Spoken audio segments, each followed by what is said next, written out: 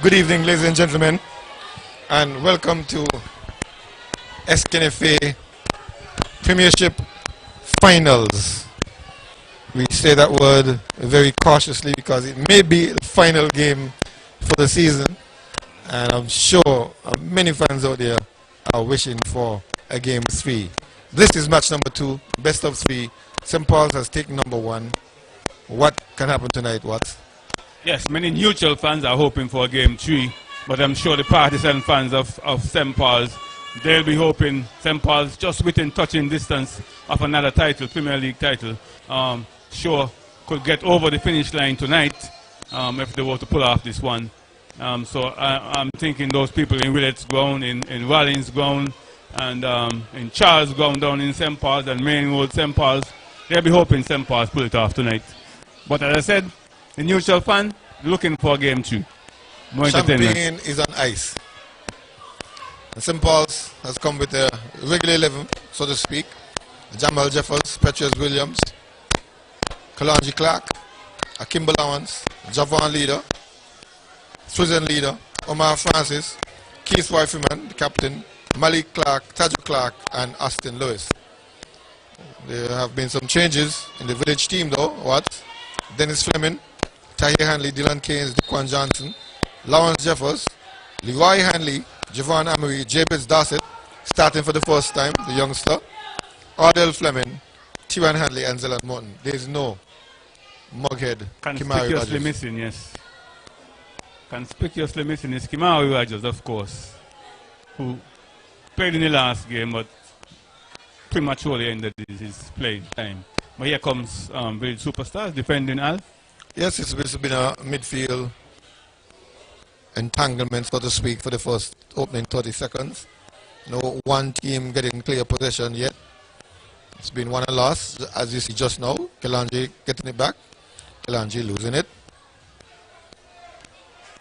Village, the first team to connect at least 2 passes. They try to go to Johnson to the far side. Johnson makes a mess of it. Gets a little mouthful from the partisan Village fans here in the stands. As St. Paul comes away with a throw-in deep in their own half. A bit of nervous energy from Johnson. This is a pressure cooker game for him, and misplacing that ball. Well, here comes St. Paul's now. Fleming, cradling nicely. Hanley, Johnson, Hanley. Again another midfield melee. Finally cleared by St. Paul's, but not very far. Village goes forward again, finds Tahir Hanley. Tahir twists and turns. Meanwhile, then off the ball foul on Javon Ambry. He's down and in pain. Get some attention now. Yes, the last game we had a blistering start, especially from Village Superstars. In the first 15 minutes, they would have close to 5 chances on goal. And but this time we look a bit tame. Both teams a bit cagey so far. St. Paul's, as I said, they have been playing some high intensity, high energy football. Let's see if we can get some entertainment here tonight. Well, we always say. Yes. Here comes Village Superstars with the ball at the back. They're looking now to build. Ball played in between the lines and well defended there by St. Paul's. Conceding a corner kick in the process. So it's going to be the first corner kick for Village Superstars, the first corner kick of the night. Let's see if Village Superstars can get something from this. St. Paul's, as you know, the best defensive team in the Premier League. Defend very well against set pieces and against any play in open play.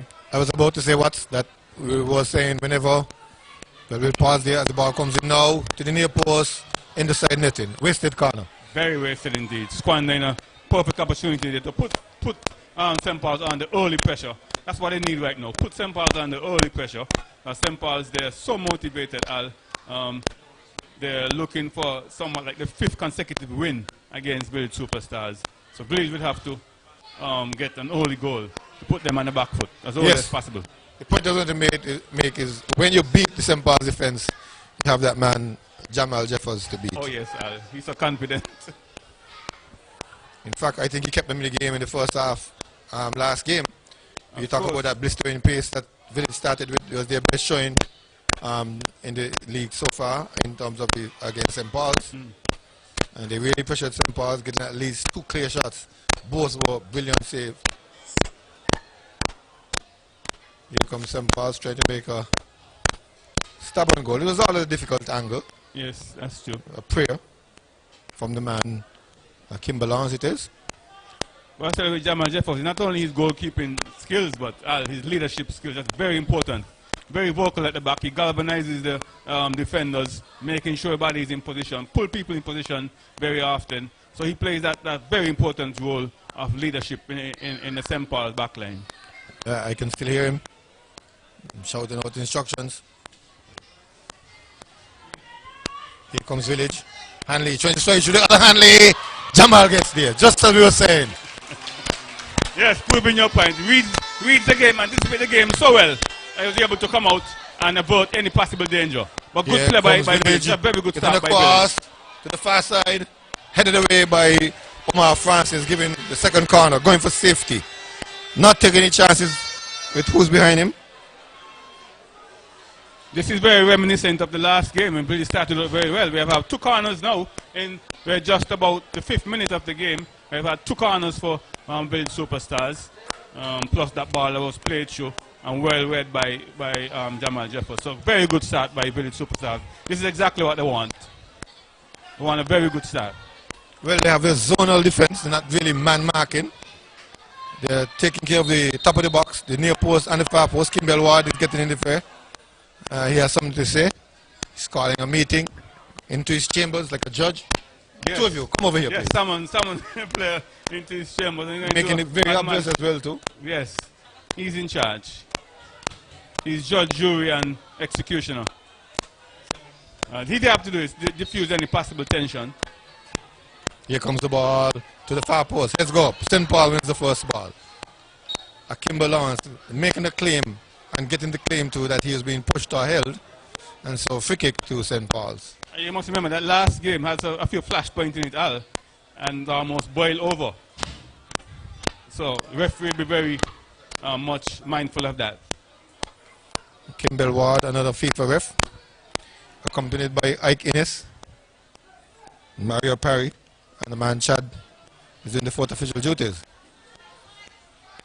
Village trying to come out of their own half, going from left to right to center to up to the center circle, still trying to get control of it. Dorset trying to put it down, robbed by St. Paul's. Freeman slides it through, finds Kalonji. Kalonji chips it over, looking for Kimber, not present. Village defense takes over, up to Amory. Amory to Dorset, robbed again by St. Paul's. A little push and a little muscle. Ball goes into touch. Kimball Ward points to the north. The Village is going towards the north, and decked out in the all red, piped with white. And St. Paul's in the all black, also piped with white.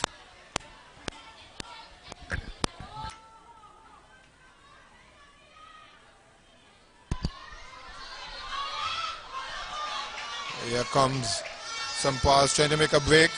Ball tackled away. First corner to St. Paul's, 3rd corner of the match. Well, a very good tackle, Al. Well timed. He was clean as deemed by the referee. But he didn't blow his whistle for a foul. So very good tackle indeed. Running back and putting in that tackle. Well timed. But right foot in curling. Village on the other hand, heads go up, headed far post. The man getting there first is a defender who came all the way down from his spot. Looks like the man Petrez. He's been doing that for quite some time. Since last match he's been doing that. He provided the assist for the 2nd goal last game. yes, almost any set piece, any goal that's scored from set piece, he normally provides the assist. He's very good at that. Possession and dispossession, clearance. Not much happening. The St. Paul's team look a bit sedated compared with the normally high intensity, high energy football we have seen from them. Especially in the first game. Yes, yeah. The first game that they played Village in the Super 6. Yes. It was a breakneck pace. Had Village pegged back for 30 odd minutes. Yes, very blistering start. But here they are now, looking to maybe they're just warming up. Dennis Fleming, quite confident in handling that one. Good position, good control. Pass out, Hanley, Amory, crowded out by senior statesman, Trizen leader, who comes forward with it. Trizen. National defender goes to the left, finds Akimba. Akimba has Adel with him. The ball bobs over his head. And it seems as if the flag went up. Ike Innes remains in one spot, flagging offside on Akimba Lawrence. Of course, Akimba is claiming that, nah, he wasn't offside. With the ball, seems as if that ball is either soft or not bouncing well. But from a neutral point of view, we're really hoping that Village score the first goal in this game. Because if St. Paul's happen to score the first goal, is game over. They're normally locked down. They're going to play the aggressive football, but it's very difficult to score against them when they score first. So from a neutral point of view, if you want entertainment, you know, Village would have to score first. But still, we're just in the 10th minute of this game, and it's 0-0. I don't understand how that would be a neutral point of view. That would be from a Village fan point of view. Very neutral looking, very entertainment. The neutral hope that Village win. They don't necessarily have to score first. But in neutral looking for entertainment. Okay. And if the game is closed down by St. Paul's, you know, you won't get the entertainment. Oh, I see. No, if Village score first, St. Paul is going after them. I don't see your rationale. That's entertainment there. I don't see your rationale. But here comes St. Paul's. Javon leader. Looking dangerous like it should to the left side. No. What could have been? What could have been a dangerous play? Fizzled out from a bad pass from Josh Leader. It really could have been. Surprised to see Village allowing that pass to go in behind the defense. I say it wasn't well read there by the St. Paul's players, but here they are, the Village now looking to go up front. Not the blistering start we had in the two previous games. Same tactical pace plays we've seen, but Adel giving away the ball just now. They win it back, but Josh picks it up. Josh Leader picks it up. He goes across the field, finds the man Freeman. Freeman has a bit of space. He crosses a low cross. Leader can shoot, no, blocked. That's another corner, it looks like. Yes, it's a corner. Very good block there by Fleming. Fleming coming across and reading the play well. Leaving that midsection and going over and blocking that ball and considering a corner kick in the process. So St. Paul's with a corner. Is that the second corner kick for? Second corner kick yes, for St. Paul's. Yes. Right foot in swinging, calling, heads go up. In the back of the net, St. Paul's! St. Paul's! Freeman it looks like. In the net again. 11th minute this time. Flicked on. Goal to Freeman. Goal to St. Paul's. Oh, what a goal. Freeman again, Al. He's unstoppable. He is unplayable. And you can't defend against this man. He continues to score goals after goals after goals. And that goal will be resonating all over St. Paul's, in Willett ground, in Wallins ground, in Charles ground, Main Street St. Paul's. That goal is reverberating right now because that tells you that St. Paul's is on the way to another Premier League title. Very good goal indeed by Freeman. Very reminiscent of goals we've seen from him before too. Coming forward at the near post and flicking on in the goal. Yes, we have seen them doing that so many times. But this, yeah, this is going to be a great game. St. Paul's win the ball in midfield, makes another attack down the left flank. Freeman, overlapping Leader, crossing. Malik Clark is too far in, not on the far post. If it was Anthony Keynes, he would have been on the far post. Gets it back. Gets help in Francis. Goes all the way back to Petres. Petres goes all the way back to Jamal. Jamal surveils the field. Just knocks it back out to Petres. Petres to Jamal. Jamal goes big into the crowd. Not very judicious there. I think that's something normally from Jeffers. He's normally a very good distributor of the ball, but this time trying to get the ball up, feel the ball, slicing off outside of his right boot and going over the touchline for a try for Village. St. Paul's 1-0. And here they come again. Lawrence. Kalonji. Nick from behind. Gets the ball back. Now he gets the call that I thought I saw. Again, referee comes over. Referee's looking to take charge of this game. He don't want to allow things to get out of hand.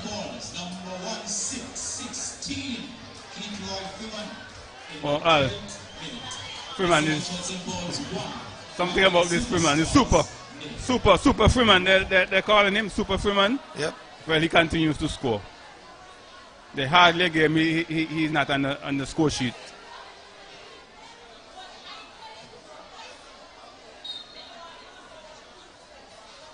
Settle down now. Booted forward.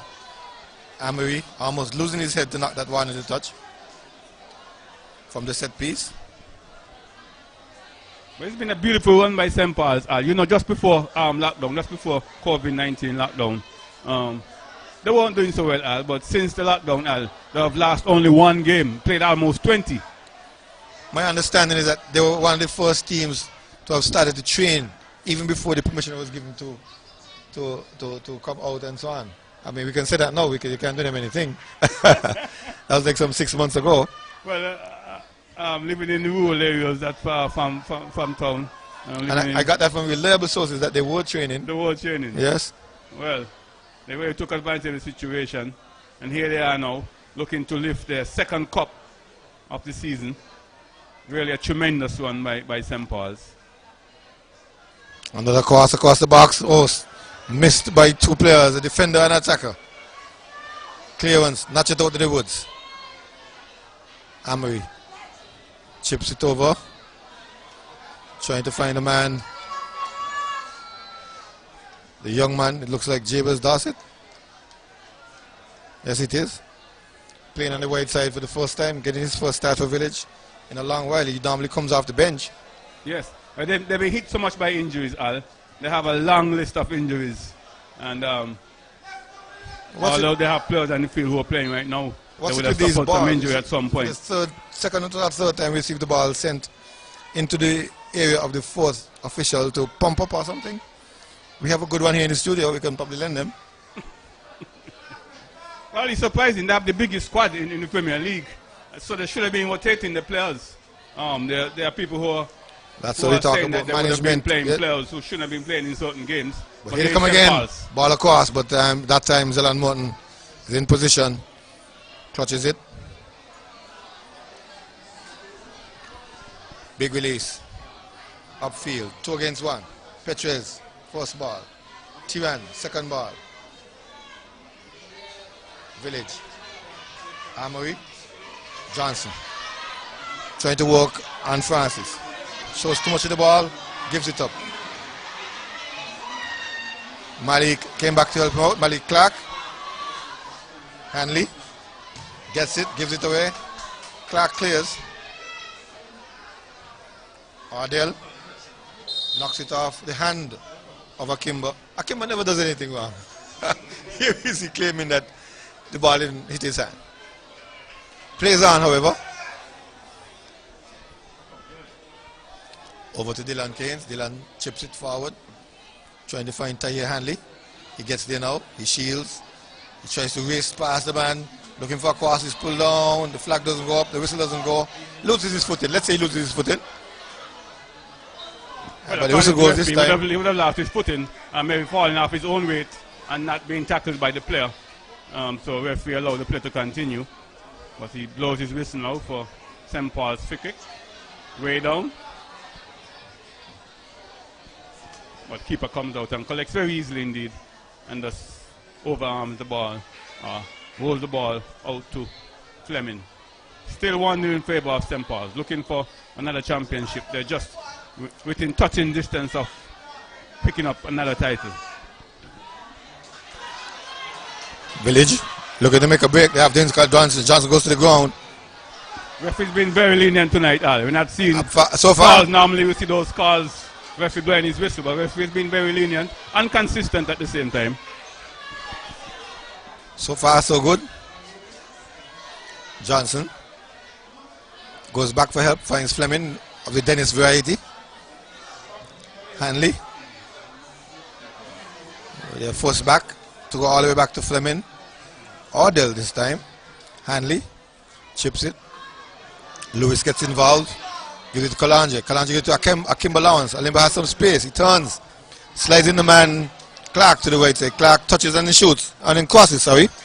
Ball blocked down by the man they call Freco. Hanley. Leroy Hanley. Ball goes into touch. More than likely it's a corner. Third corner to St. Paul's.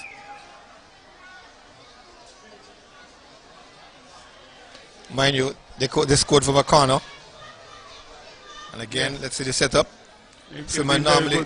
It's been very good to see how many goals they have scored from set pieces. Al. Yes. We'll have to go back to our stats.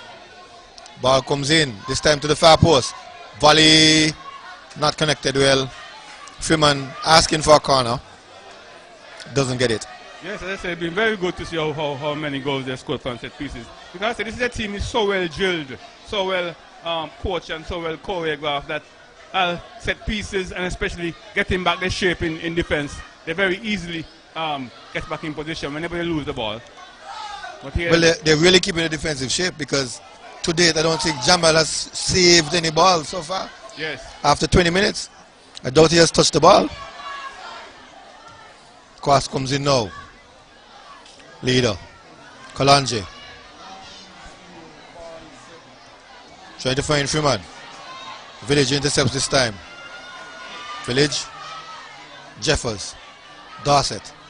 Dorset under pressure. Dorset fighting for it. Loses it out to Kalanje.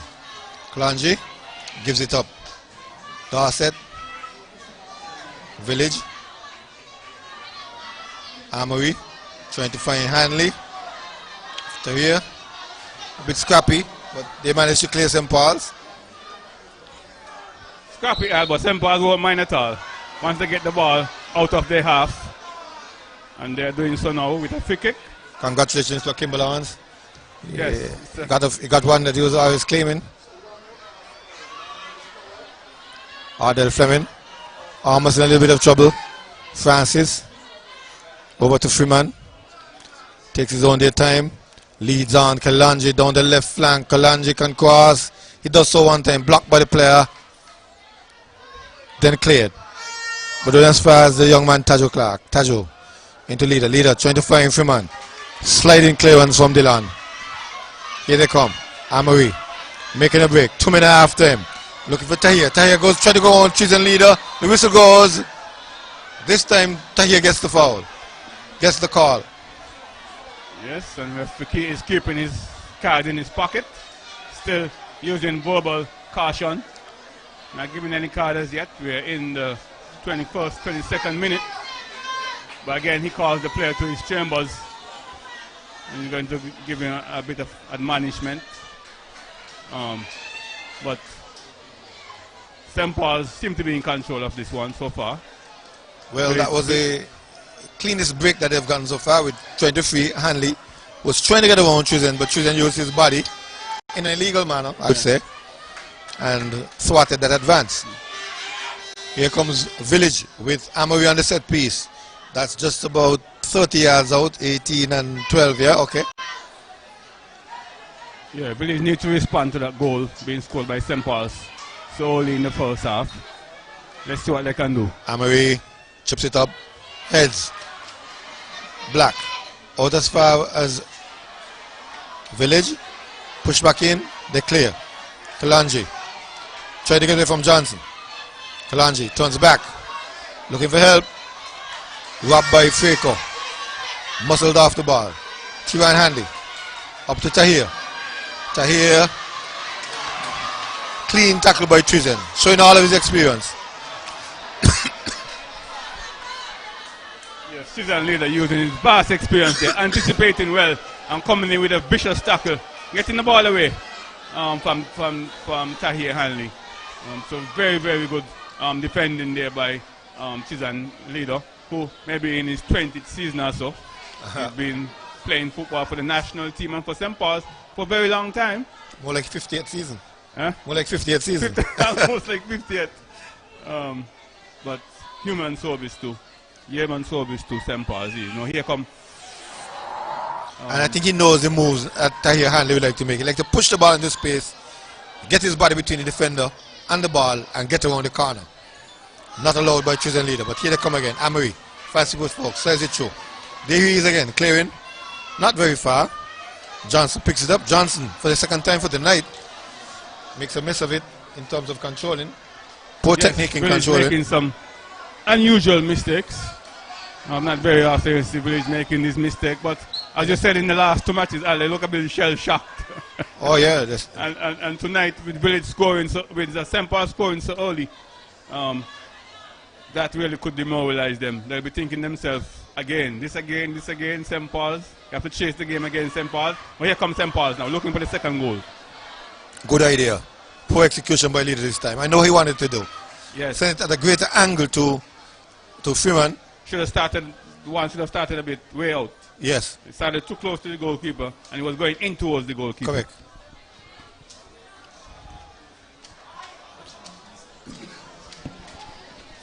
Yes, Village must respond as early as possible. Can't allow the St. Paul's to go into the dressing room with the 1-0 up. Here they are now. Looking good, Al. Yes, Hanley. Blocked by Petres. Lawrence. Freeman. Lawrence. Cut by Ardell. But you could see that where Kimari Rogers is so much missed. Kimari Rogers would have been out there picking up the ball from midfield and running at defenders, but he's well missed out there.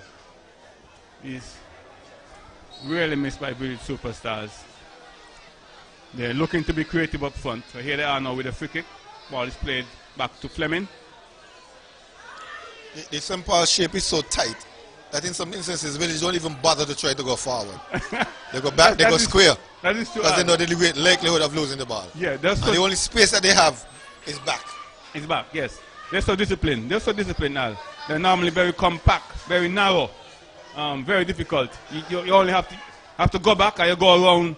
You use some weight and go around the defense. Yes. But and they're so disciplined, Al. Whenever they lose the ball, they just get back in position. Here they are. Petres. Freeman. Oh, nicked. But advantage allowed. Referee indicates. Freeman is down. Leader. Puts it out so that Freeman could get some attention. Freeman don't normally stay down, you know. Yes, must be something. He's the talisman for St. Paul's. Been scoring goals after goals. Put St. Paul's in the lead tonight. As I said, St. Paul's within touching distance of picking up another cup this season. As we've seen the yellow for the first time.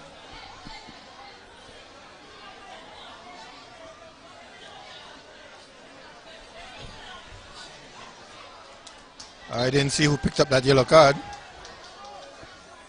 But we'll have to rely on the in-house announcer. They tell us who picked up the yellow card, but definitely it's a Village player. Give him back to St. Paul's. Long ball forward. Heads go up. Missing. Fleming cradles. Fleming goes back to Zelan Morton. Morton. Yellow card. Round Village superstars. Number 12. Dylan Kings in the 27th minute. It was Dylan Keynes.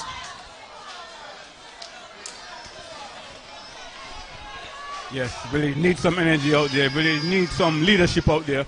They need to respond. They need to get an equalizer before you go into halftime. Because going into a dressing room with St. Paul's 1-0 down, not very often a team would come back. Against St. Paul's. Against St. Paul's. So, Village have to do something as quick as possible. I keep saying for Village to do anything to St. Paul's, they must have some link-up play between 2 or 3 players or some sterling individual performance. Yes. We're not seeing any of those. Very much so, Al. the link-up play to break up the defense, to get in behind the defense. And they don't seem to have the speed to catch them off guard, the speed to catch them out of position. They don't seem to have it tonight. But here is Tahir. Tahir is capable of getting. He's trying that individual performance, give it to Hanley. Hanley, could be a shot. No, Francis get there for us. This is what we're talking about, link-up play. You see Tahir and his brother, that's Tyron Hanley, linking up well and almost pulling off a goal there. But St. Paul, as I said, the defense, they really didn't play very well.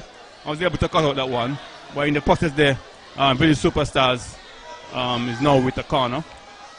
They need to make use of these set pieces. I think that is the easiest way now to score against St. Paul's. Here they come. Ball. Not a wasted one again. Way too far. Village is not being their usual self tonight, squandering so many good opportunities. Well, the ball seems to be still in play. A little individual wrestling battle.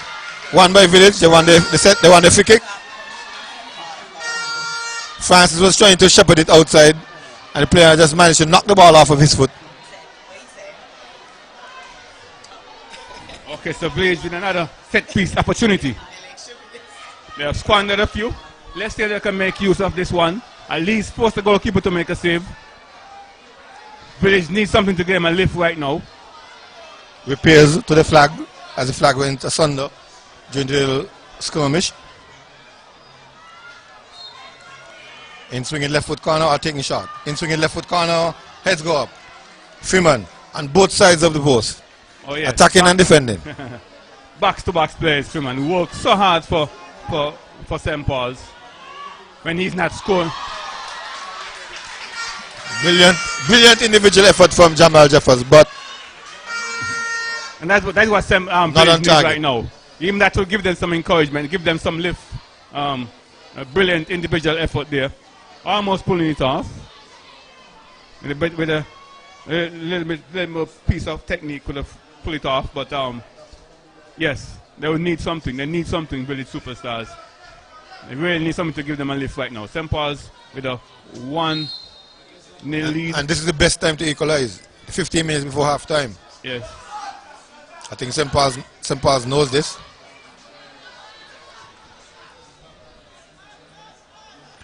Here comes Village, a big clearance. Who are they looking for? Amri. Loses out. Forward goes St. Paul's. Kalanji settles it. Kalanji goes up to Freeman. Freeman has Hanley with him. Freeman gets away from him. Freeman slid it down the right flank. Good play. Kalanji is free. On his left foot. Chip it to the far post. Heads go up. Headed away. Malik Clark. Trying to shoot. Clearance. No. Kalanji shoots a goal off the crossbar. Excitement here. It's not yet over. Village putting pressure, under pressure. Clearance finally. Clearance finally. Wow, what great excitement. What great excitement. St. Paul's really on the rampage tonight. They're looking for the second goal. They're looking to kill the game off and prevent Village Superstars from coming back. Oh, that was a good chance here. The last one crashing into the crossbar. Here they come again, Al. St. Paul's. They're looking for more goals. Leader chips it up. The man going forward. Blocked by Fleming. Fleming gives it back to Leader. Leader tackles away. Village trying to clear the lines. Jeffers over to Johnson. Breaking the half for the first time. Into Amory. Amory looking for help. Crowded around. Finds Johnson free. Johnson gets a pass to cross. No. He chips it looking for more. Looking for more space. Then he goes across the box. Blocked by Javon Leader. Prison Leader. Then Austin Lewis clears. Normally, Al, you would have 5 red shirts in the box, but only 3 there. The Village Superstars not been as bench as they normally are. Here comes Johnson again. Village needs something tonight. Now to Amory. Settles. Gives it to Carter. Carter goes far right. For his Dorset misses. And trying to retrieve. Yes, he does get the ball back.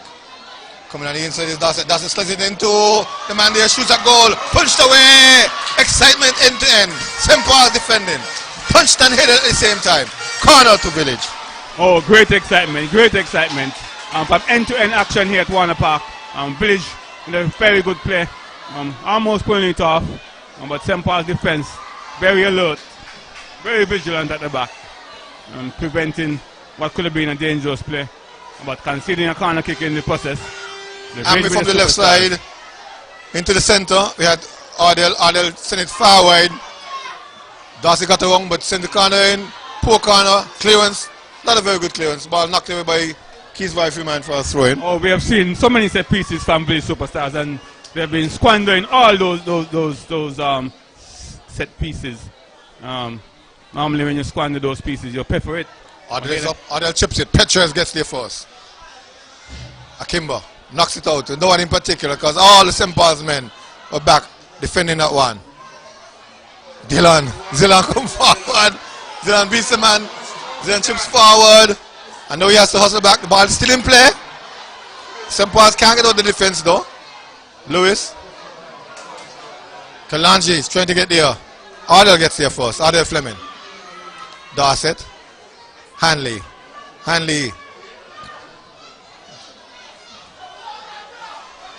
Gets out of trouble.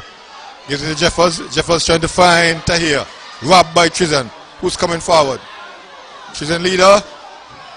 Knocks it on the right side. Akimba gives chase. Akimba is onside. He has Fleming with him. Akimba trying to walk the man. Trying to walk two. Trying to get away two. Doesn't get away. Ball gone. Goes into the middle. Finds Hanley. Tiran. Amory goes back. Leroy Hanley. Cannot see any space forward. Eventually goes square. Finds Jeffers. Jeffers comes forward trying to find Hanley. Hanley nicked from behind. Gets the call too. St. Paul one more time committing a foul in the center circle. Here is Johnson. Into Hanley. Misdirected. St. Paul's comes away with it. Lawrence. Leader. Clark. That's Kalanja Clark to Malik Clark. With Tajo Clark monitoring from behind. They get a throw in. And this is the best scenario for St. Paul's. All that St. Paul's have to do is to keep a clean sheet tonight, which they're very good at. Keep a clean sheet tonight and they'll pick up that trophy. We're already seeing signs of it. This man here, Trizan leader, he goes as far as the center circle and holds that position. Whenever Petrez leaves, you see the man over Francis covering like clockwork. They're ensuring that nothing goes to the middle. But the big throw by Petrez, it comes up now to Malik Clark. Malik Clark doing like Johnson, making a mess of it. Yeah, Malik misplacing that pass and providing Village Superstars with a throw-in. Village Superstars needs to respond. They have 9 minutes before we go into the dressing room. As I said, this is what St. Paul's always relish. Here they are now, having to defend. Lewis getting in the fray. Up to Malik Clark. Malik Clark back to Francis. Francis Kalanja. Kalanja trying to find leader. Interception by Hanley. Hanley under pressure. Gets away too. Goes forward. Finds him and his brother. Trying to get in the box. Clean tackle coming from Petrez. Clean, timely tackle. Robbed Tahir of the ball. Oh, what a tackle, Al. What a timely intervention. It had to be clean. It was inside the box. And had he missed time that tackle, he would have been in trouble. But it was well timed. It was clean and very effective indeed. Here is come Tata. Finds Hanley to Dorset. Dorset trying to go across the field. Finds Jeffers. Jeffers goes back. Finds Ardell. Ardell up to Keynes. Keynes has some room. 1 touch, 2 touch. Looking to chip it. Shoots a goal. Easy ball for Jamal Jeffers.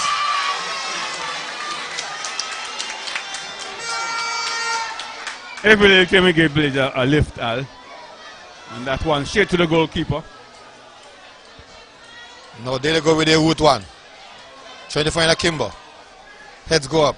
Village first. Then Village wins it. Village finds Dorset. Dorset in. Finds Amory. Amory miscontrols. Lewis takes over. Lewis to Tajo Clark. Tajo Clark finds Josh. Josh leader. Back to Clark. Clark to Freeman. Freeman gets past one man. Monitored by two. Freeman goes forward, trying to find a Kimber allowance. Kimber gets there.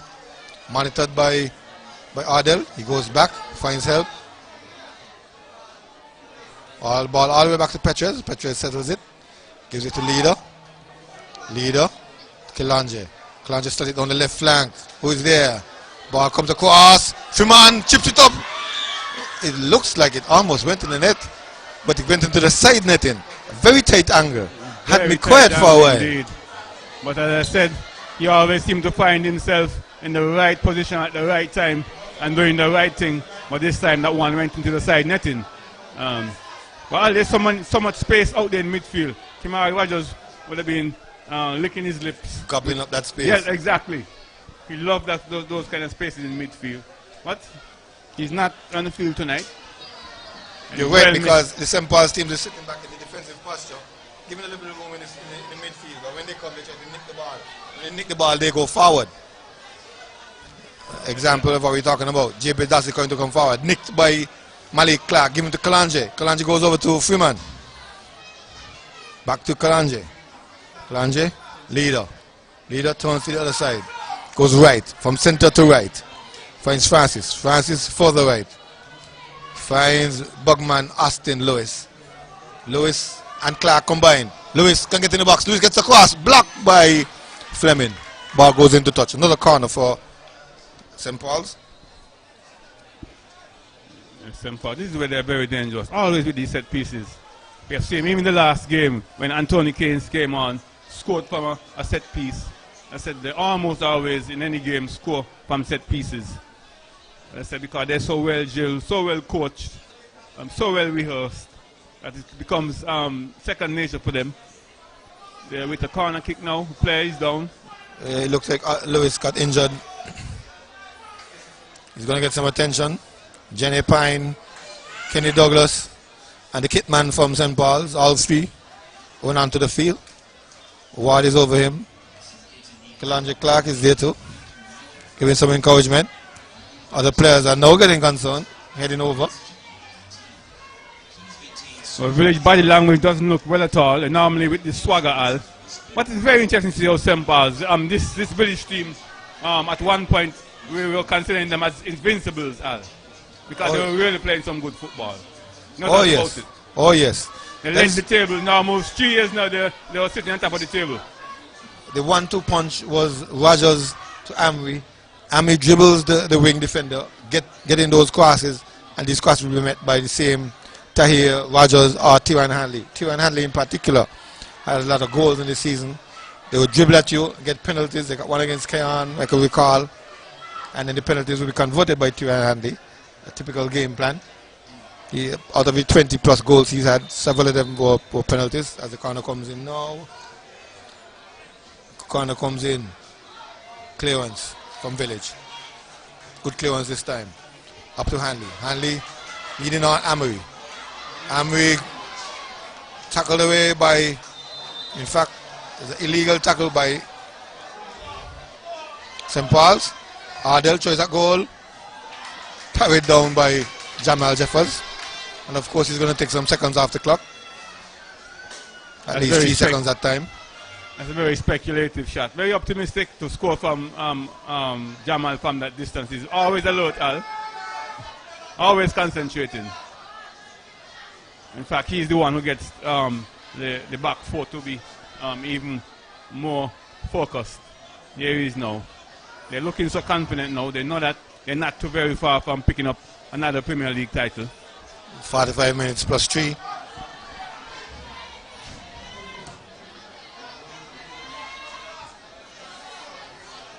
What's that? Just so you have your notes indicating when was the last time St. Paul's won the Premiership. I saw you with some papers in your files. You have to dig them out now, please. Here comes Village. Jeffers, Keynes, looped over to Amri, heads go up. Tristan gets there first. Out to Freeman. Freeman trying to control. Robbed of the ball. Clark all the way back gets involved. Freeman beats one player. Trying to get to one another. Tackled away. He still gets it back. Twisting and turning, weaving, looking for help, gets it to Malik. Once with it, slides it into Kalanje. Kalanje chips it, loops it forward. Clark is getting there. Zillan comes off the line as two players sandwich Mr. Malik Clark's pass forward. Amory gets it on to, slides it to the Tahir. Tahir at a time tackle. Jamal is coming, tackles the ball away and goes down in pain. As Tahir most likely nicked him just beyond the shin guard. But watch a tackle again. But I mean, he's a very intelligent player, Al. When I say that he's not injured, but he normally takes this time, go down, stay down for a while, for his players to get a breather, especially when he's in front. He's very smart and very clever with his play.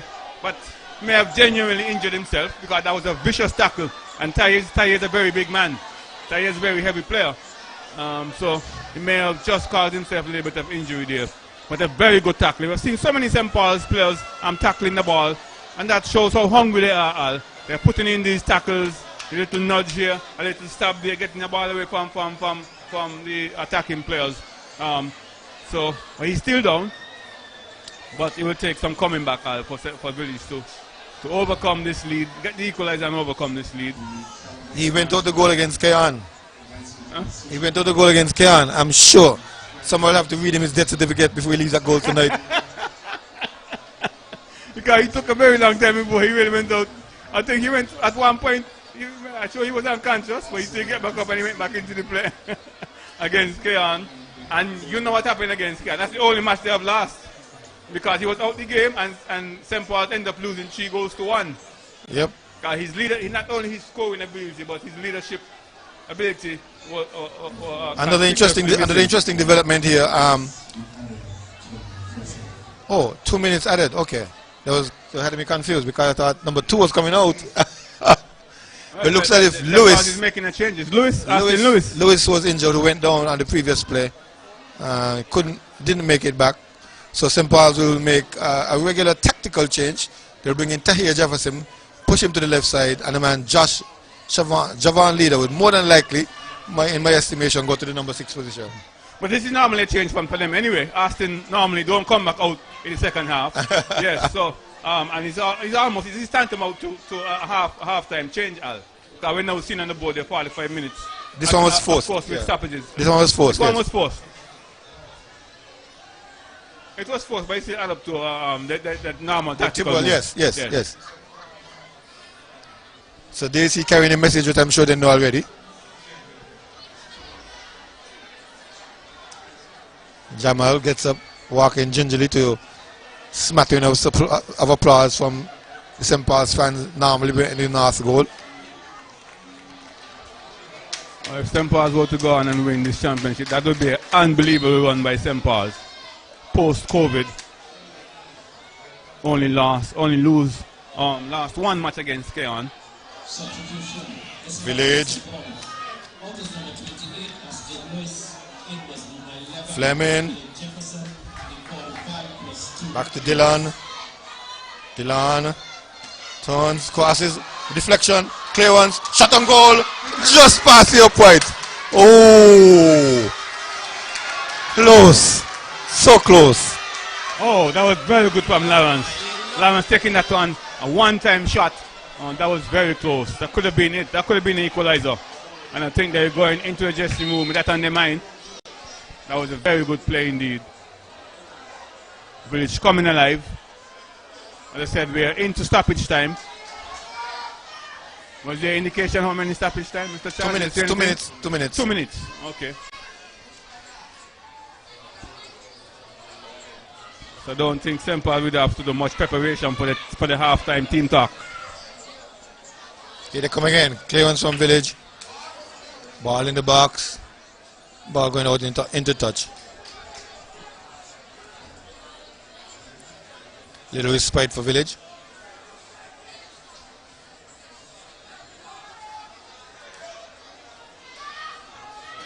Square ball from Hanley as Village tries to come out.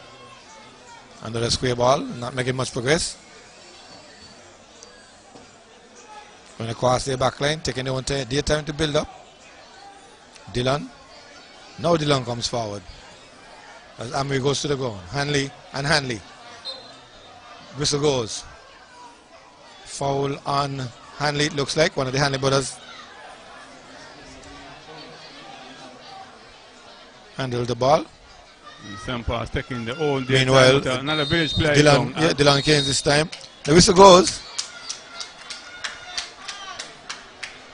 Whistle goes for halftime. It's St. Paul's going to dressing room with a 1-0 lead. St. Paul's only needing to keep a clean sheet, and they're going to lift the Premier League for 2020-21.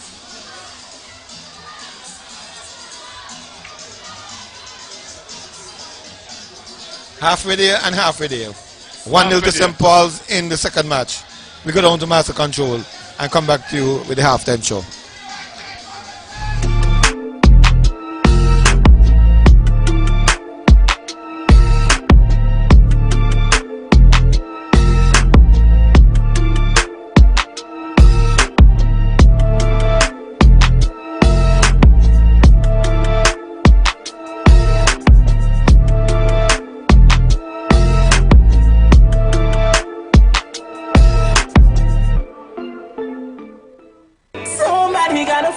Taste the flavor of succulent barbecue chicken, pork and ribs. It's Nightlife Barbecue and Grill across the road from Caribbean Cinema in Buckley's. You're sure to taste the best food you ever had. Try their roast breadfruit hot off the grill or swing by during lunchtime for their lunch menu. Oxtail, mutton, stew pork, stew chicken and more. The nightly session cuisine is the best. Open every day for breakfast and lunch. So when you're hungry and you need somewhere to get some great food, your choice has got to be Nightlife, located across the road from Caribbean Cinemas. Call 664-7439, 667-1596, or 664-5103. Nightlife Barbecue and Grill.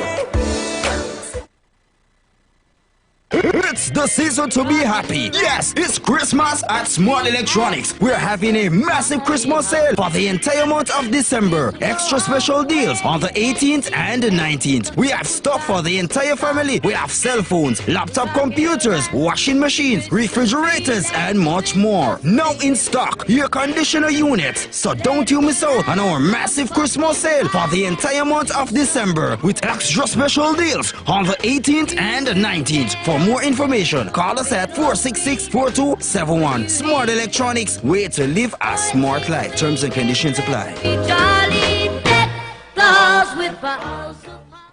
I feel good. Come to Vibes Beach Bar and Grill at the Frigate Bay Strip, your place for the best selection of local dishes. Join us for lunch. Mahi-mahi, barbecue ribs, fresh caught snapper, salmon, lobster, and our world-famous Vibes wings at economically sound prices. Dinner is served from the deck or the golden sands of the Frigate Bay Beach. Join us for birthdays, business meetings, or just for fun in a family-friendly environment. Open Tuesdays to Sundays, 11 a.m. until. Vibes Beach Bar and Grill. Great food, hospitality, entertainment, and good vibes. Call 465-8423 for reservations and inquiries. I feel good. Skillex Interactive Voice Response System, a new 24-hour automated call-in service. Access it now at 465-2000 to report faults, receive bill balances, and for the first time ever, you can now make bill payments over the phone 24 hours a day, 7 days a week. Access it now by calling 465-2000.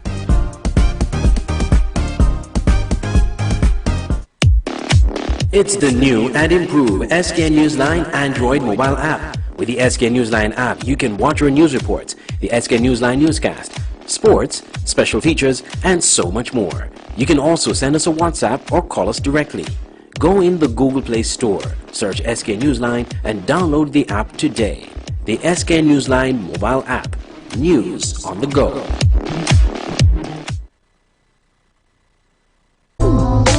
KVK Enterprises at Boyd's Housing Development, Trinity Parish, St. Kitts. For all your t-shirt printing, banners and signs, promotional products, shipping, motivational speeches, computer classes, agro-processing, art and craft, and desktop publishing.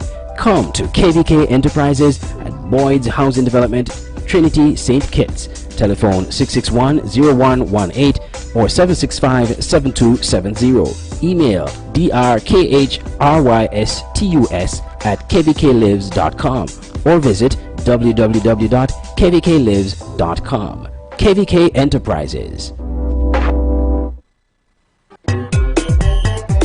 Strictly Sports is back! Strictly Sports is back! And better than ever! The website that brings you all kind of sports. No rumors, no nigger business, just sports. Log on to www.getstrictlysports.com. That's GETSTRICTLYSPORTS.com and get articles, features, videos, and photos. Local, regional, and international stories. And don't forget to check out our online sports store. It is little right now, but in time it will get hugely. And we have lots of room for you advertisers. And advertising is free right now. You heard me right. Free. Just call 762-3134 for more information. This is good.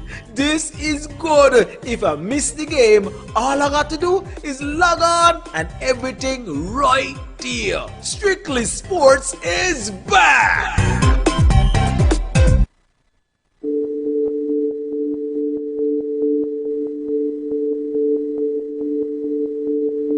December 13th, 2020 marks the 4th anniversary of SKN Newsline.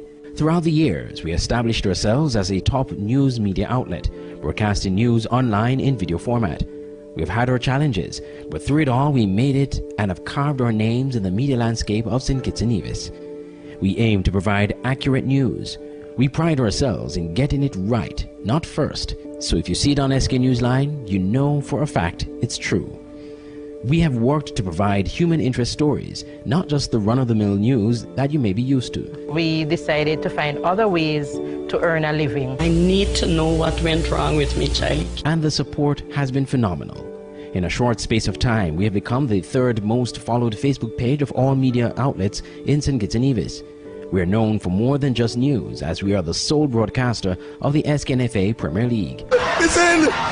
Pandemonium! And more people turn to us to keep them informed. We try to go to great lengths to give you the news, even in the face of danger. Yeah, we're going to hit over there in a few. What those areas would have been. We have accomplished much, and with the help of God, we will accomplish a lot more.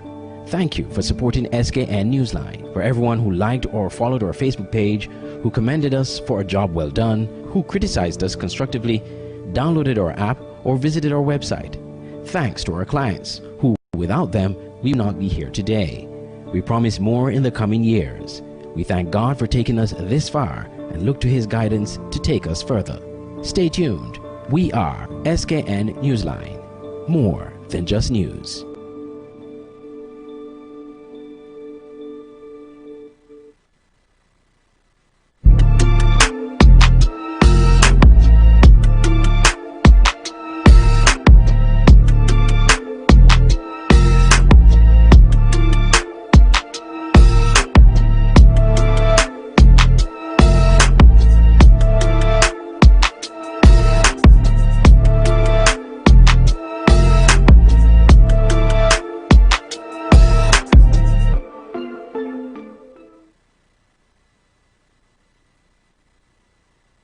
Halftime show. On tonight's show, I have the man LeSean Dix with me. You know, he's our usual football analyst and pundit. He's been making some comments off the mic. I wonder if he's brave enough to say the same things on the mic.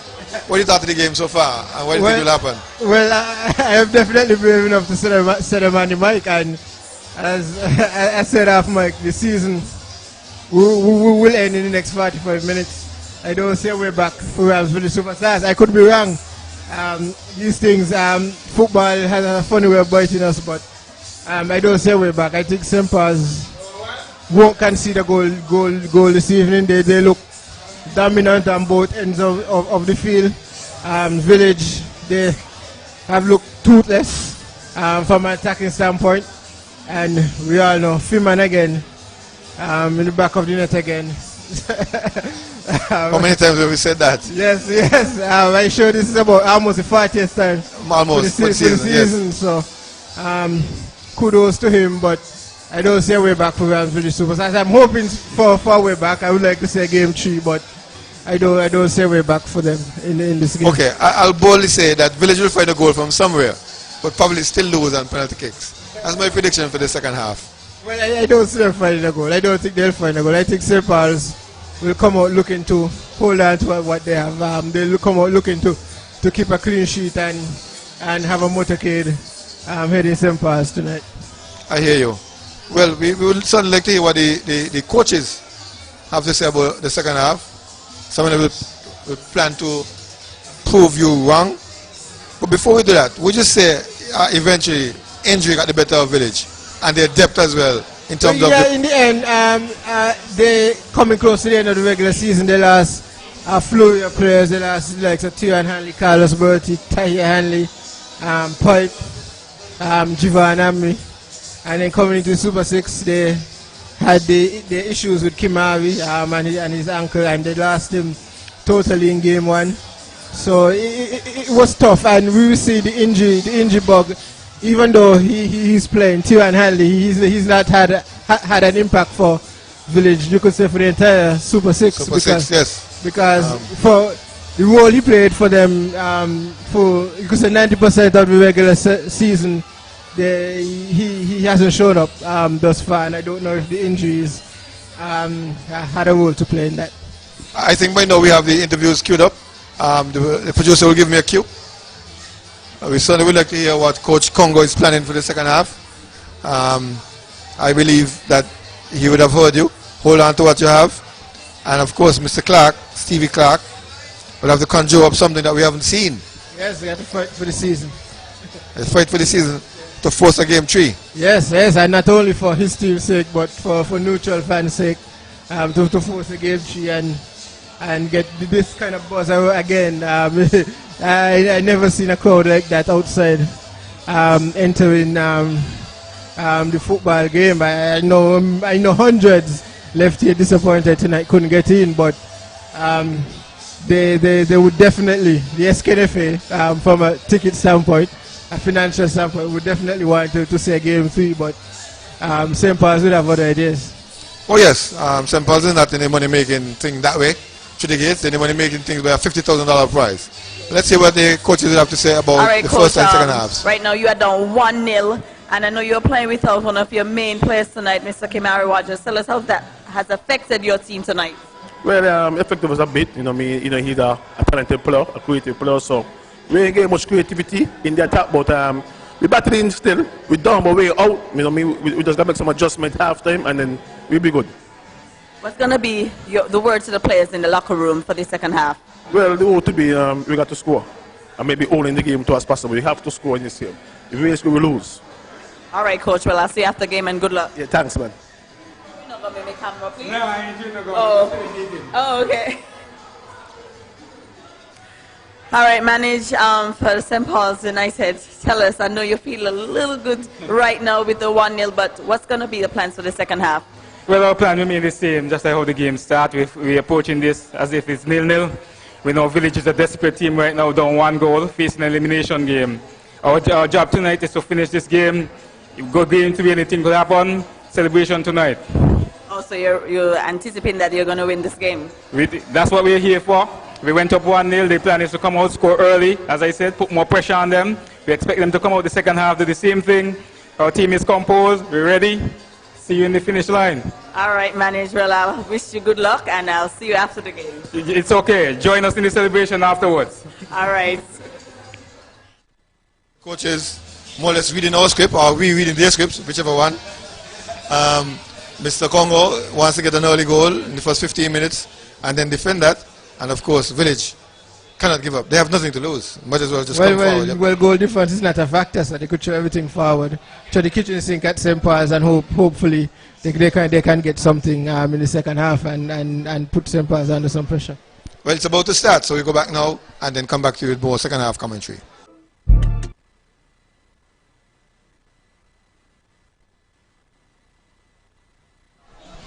Well, as Mr. LaShawn say, throw the kitchen sink at St. Paul's.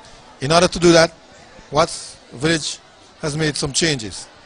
We try to pick them up as play starts a little bungalow on the right side, the ball goes out. So there is a fine time to indicate that Mr. Bertie is on the field, Carlos Bertie is on the field. We see Carl Tuit, number 4, is out there as well. So that's at least 2 changes, 3 changes. We see Joseph Wilkes, the man who touching the ball. Bertie shooting that goal. And unexpectedly, it looks as if Jamal didn't pick up that one. He got across and pushed it for a corner. First shot on goal, Village. Well, did he go over the line or he played the ball out for a player to get some attention? We don't know as yet.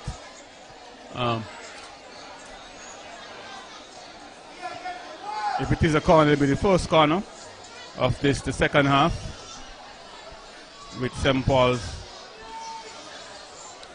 Corner number 7. And they will rack up in their zonal marking. One man slightly forward.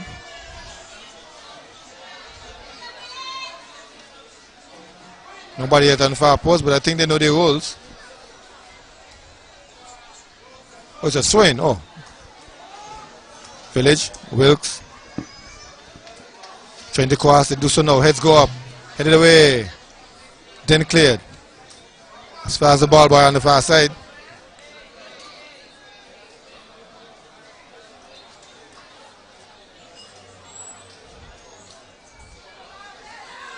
Village. Fleming. Johnson. Johnson delivering. Ball chip forward. Heads go up. Petres. Freeman. Kalanji. Weaving between players. 1, 2, 3. Gets it off to leader. Leader goes down. Foul on Village more than likely. And referee goes into his pocket. Al, this is the first. This what this. No, he doesn't go to his pocket, but he has already issued the card. He just. Oh, he got it now. Chew it. One of the first things he achieved was a card. So, it goes into the referee's book. And one thing I can say, they've been very consistent with that call. That little nick from behind. All season long, we've seen them call it. Well, they do have the referees meeting, so I guess that's something they may have discussed. And that's something they're trying to cut out. That nibbling from behind. But here comes St. Paul's looking to double the lead. Village wins it in soccer. Comes forward. 10, 20 yards, then losing out to St. Paul's. Ball knocked in touch though. Pass throw into Village.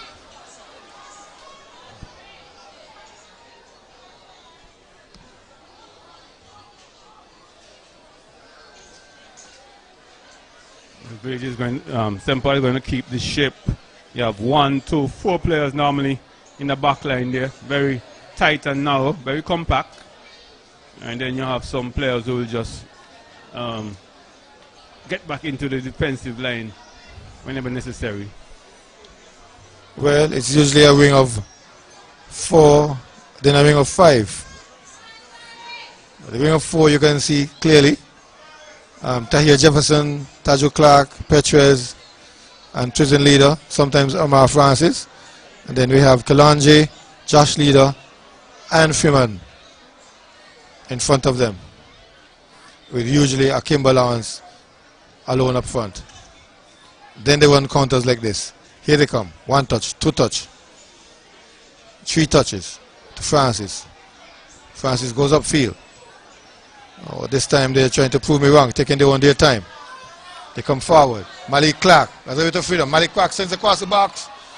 Shot on goal. Saved by Ardell. Shot on goal by Tahir. Missing. Well, 4 shot and goal for this, the second half. Player goes down, if he blows his whistle. You're going to be an infringement against St. Paul's. Jim Van Army winning that foul. But shot for shot so far. And save for save. Here they come. Village. Tahir shoots into the side netting. Powerful shot into the side netting. Oh, Tahir should have done much better with that. Tahir had time and it was a difficult angle. But with Tahir's ability, Tahir should have done much better than that one. Knowing that it's Jamal Jefferson goal, he knows that his only power he can go with It's such a tight angle to go just above the keeper's head. But it went wide into the side netting. Second shot from Village, third shot for the second half.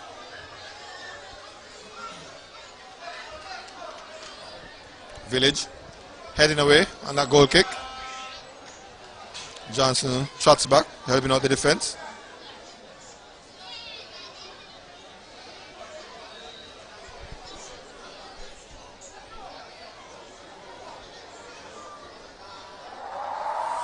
Taju Clark up to Akimbo.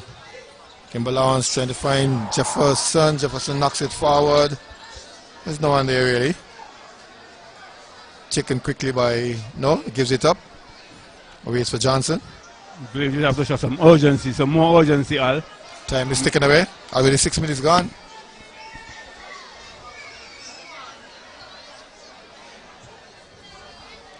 St. Paul's. Kalanje trying to go forward. The line greets him.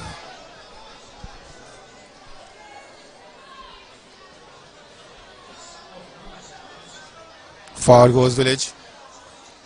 Bertie trying to cradle. Good smart move there by Tahir. Over to Kalanje. Kalanje loops it over, trying to find Malik. Levi Hanley gets there first. Bertie picks it up from Levi. Bertie turns. He has some room. Trying to go long. Trying to find Wilkes. Does so. Cradles Wilkes. Turns his man. Gets into the box. Just outside the box, sorry. Trying to go further forward, but Malik Clark has tracked back to help his defense. Wilkes forced to go all the way back to Hanley. Hanley looking to loop it to the far side. Tahir can't get there. Good ball into the box, but Tahir unable to get to the end of it. He's a bit frustrated, but it was a good idea. Get the ball into the box. A bit too strong, too heavy, and the ball went over the byline for a goal kick for St. Paul. St. Paul's 1-0. Goal kick. First ball to Village, second ball to Village. Settled by St. Paul's. Robbed by Village. Midfield battle. No one yet settled. Village. Amory. Bertie. Trying to find Bertie. St. Paul's defense intervenes. Clearance from Kalanje. Not very far. Tweet takes over. Tweet is fouled. Free kick to Village. Free kick to Village. They have wasted some set pieces in the first half. Let's see if Village can do something tonight. At least force goalkeeper to make a save. I look for a rebound. Amory is coming across. He's normally the free kick specialist. Amory will be looking to get this one inside the box. Village standing up all the players, which is very good. This is what you want to see from Village. Taking the risk. LaShawn's game plan. Should the kitchen sink at that? Yes. You have to take the risk, Al. It's all or nothing. Amory, heads go up, headed down. Finally, a shot, blocked, clearance, a shot again, blocked again. Too many black shots in there. And this is the idea. They would have to take some risk. Nothing venture, nothing gain. You have to take some risk, Al. And now everybody back for St. Paul's. 10 men in the box and one just outside the box. He comes away now, Akimbo, trying to be the outlet. But here comes the ball. Heads go up. Foul. Early call.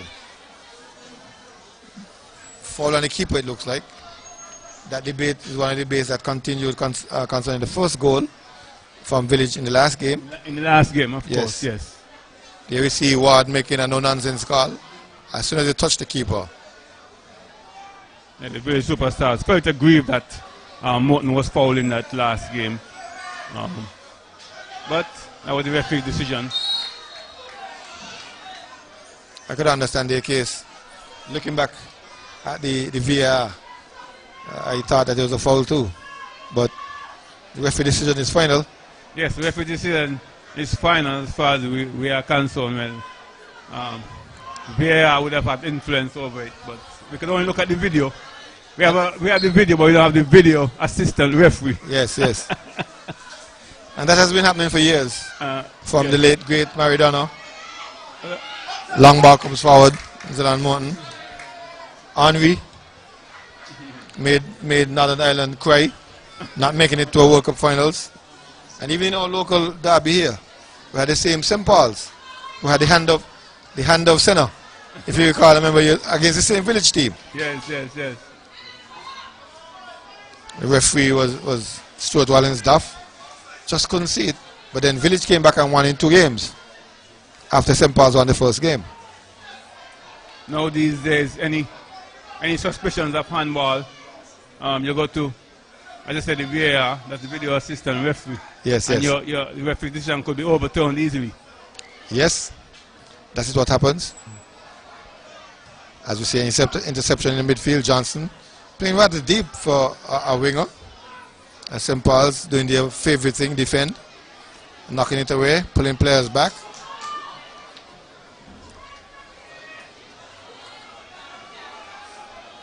Minutes ticking away. 10 gone. Yes, 10 gone already. I'm sure some of you are telling yourselves 35 more. Here they come. Heads away is Petres. Another corner for Village. St. Paul's taking no chance at all. Heading the ball away. In the old-fashioned way. Any way would do. Once it's out of danger. Conceding the corner. Yeah, Village will need to do better with these corners.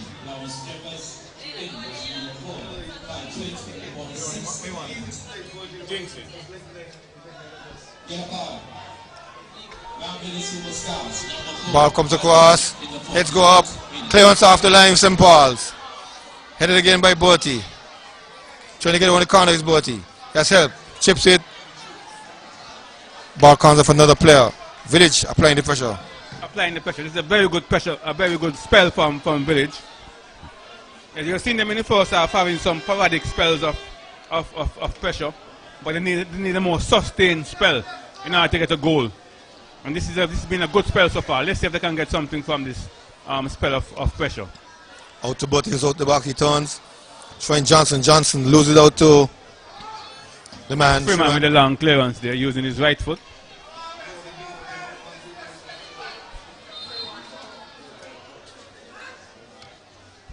Yes, Village really needs something here tonight.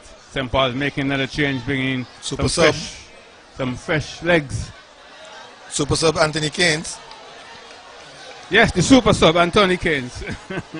But he's so versatile. He's going in for Tajo Clark, who's the left back. So he played left wing the last time. Now he's coming and play left back. I know him to play left back normally, or sometimes right back. Well, he's a super sub, and he'll be looking for that goal. Well, whatever his extra duties are, his main thing is to get that insurance goal, Al. Well, when it looks like they're using him as an insurance goal, and the man Tahir Jefferson has gone in that position. Versatility of players, we talked about, that's one of Village's strengths, also St. Paul's strength. Players able to fit in anywhere, and that is a very good. Here comes Village. Soka. That touch is too heavy. Too heavy. Robbed by St. Paul's. Clark. Freeman. That man is offside on the far side. Village. Crowd out from under the occasion. Trying to go forward. Village robbed by St. Paul's. Kalanje. Trying a wild clearance, a wild lofted clearance to find Anthony Keynes. He doesn't do so. Village. Enjoying most of the pressure.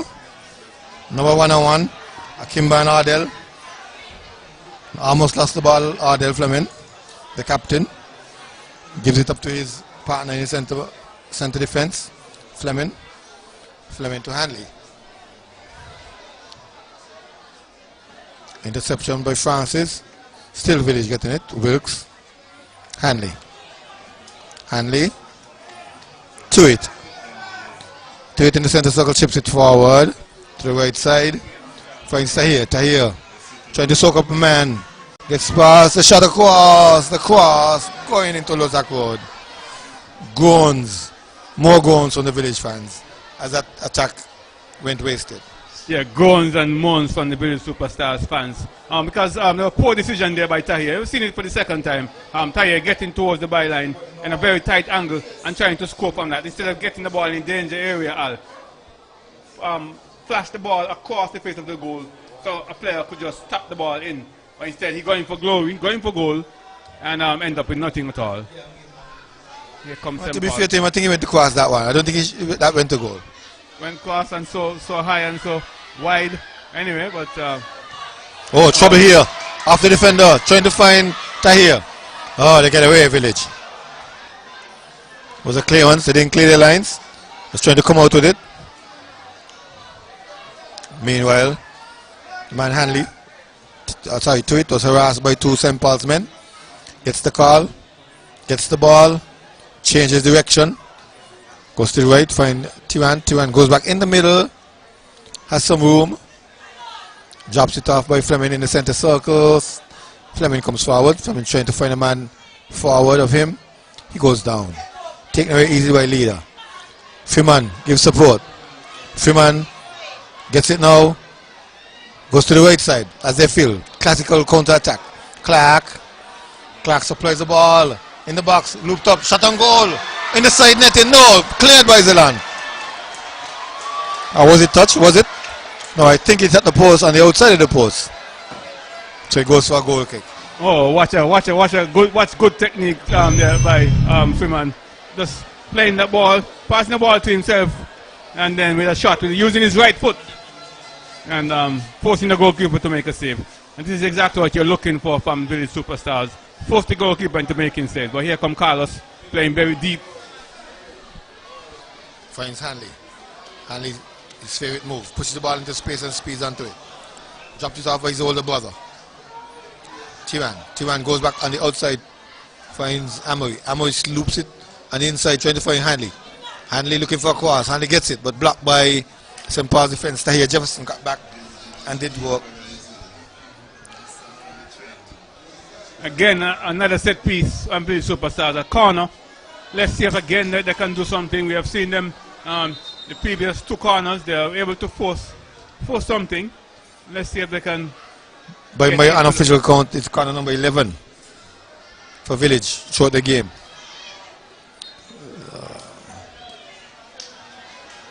Heads go up, headed away, St. Paul's. Only as far as Johnson. Johnson trying to hold on to it. Has company. Akimba Lawrence.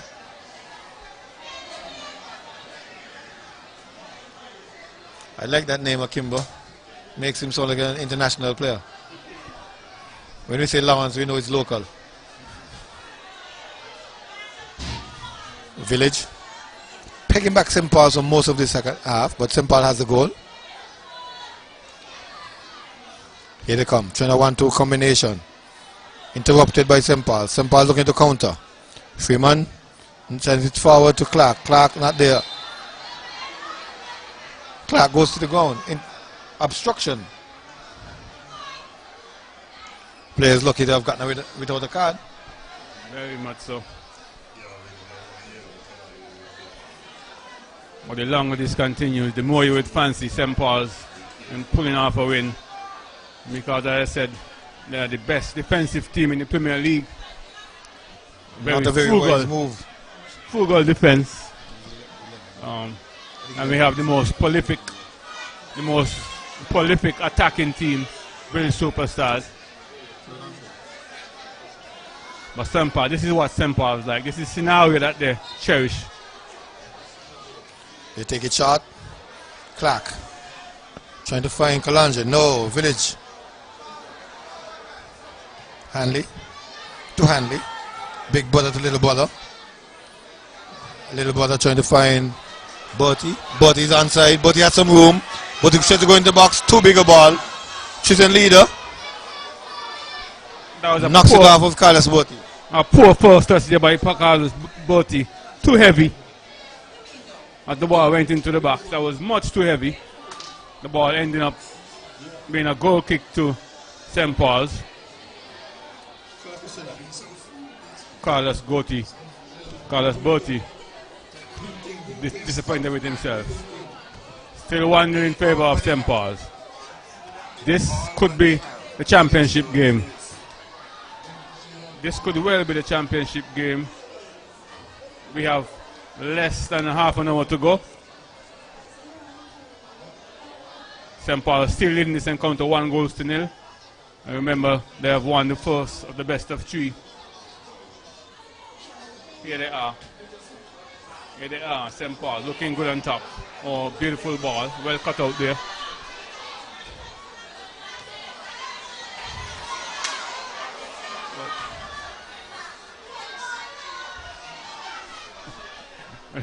Is that Amri playing that ball through to Tata play, looking to play the ball across the face of the goal.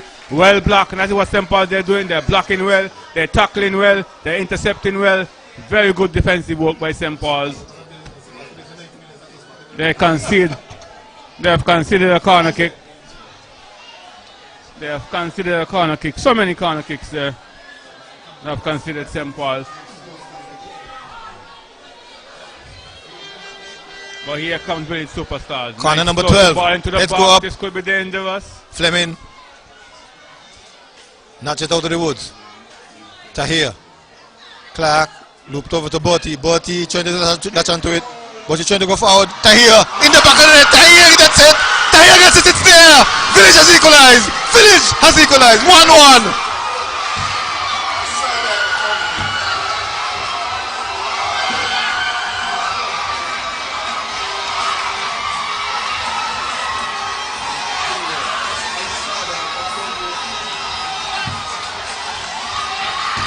Game on, game on, game on.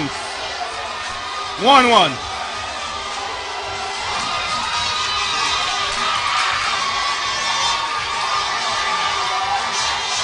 Well, this is pandemonium, Al.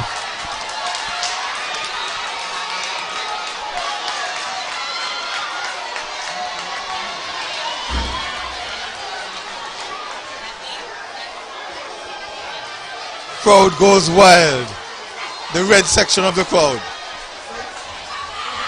What a hit, Al. That was from Tata. From Tahir Hanley. That was a powerful shot. We've been sensing Keeper this all had no time. chance at all. And that's the equalizer for. That is the equalizer for Village Superstars. So game is really on now. Let's see how this one's going to end. Remember, we must have a winner in all these finals. We must have a winner. Whistle goes, first card to St. Paul's. Kalanja gets it. Now Village comes alive. As the rain drizzles. Not a pelting rain, just a drizzle. The rain droplets being tossed around by the wind. I doubt if it can be picked up on the camera because it's so light.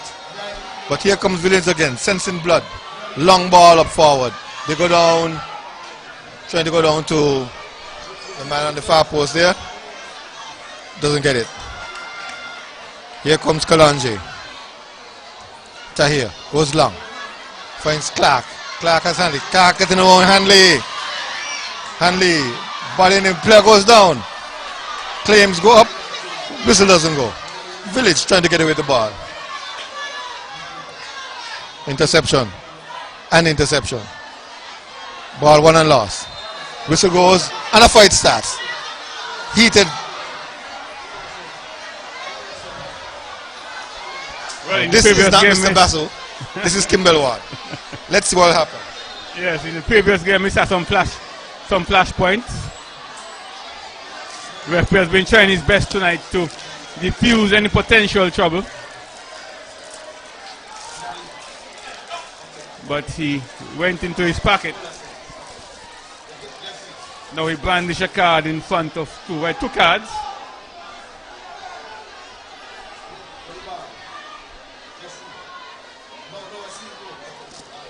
Oh, all that's So well. that's two cards being disputed.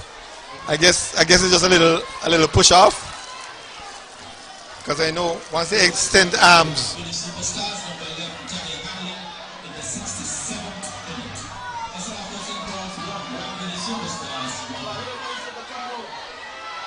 Well, the campaign is still alive. With that equalizer, it is still alive. We almost thought that St. Paul's would have run away with it tonight. But that was a very timely equalizer. We just have about 20 minutes or so of the 90. So Charles was saying, it's going to come. It's going to come. With that amount of pressure, the goal was beckoning. And it did. Here they come again. Heads go up. This time Village clearing their lines.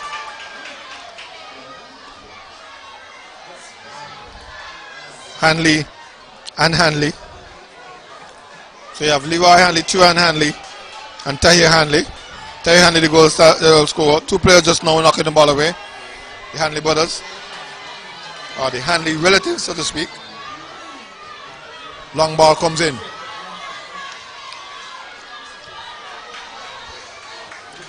Clearance from Freco, Leroy Hanley. But this is exactly what the neutral fan wanted. More entertainment is going to be. Well, the Village fans have suddenly come alive. We're hearing them now. Yes. It was quiet before. Village Christmas fans. time playing Silent Night. The Village fans, they have really come alive tonight with that goal. It was a powerfully shot goal by Tahir Hanley.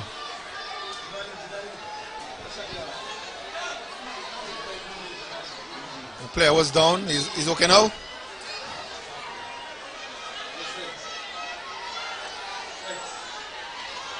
St. Paul's. Take it shot. Clark.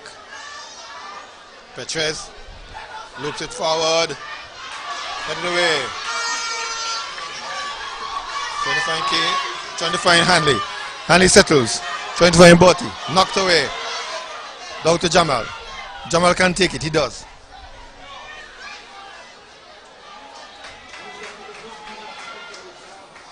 Jamal puts it down.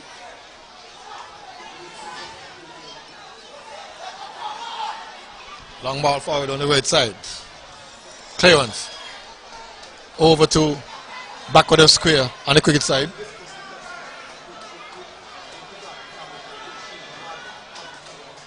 Ball taken quickly. As our roving reporter, a die-hard Village fan, is smiling now. I can say hi now. She wasn't talking to me a while ago. That's Miss Virgil Hodge.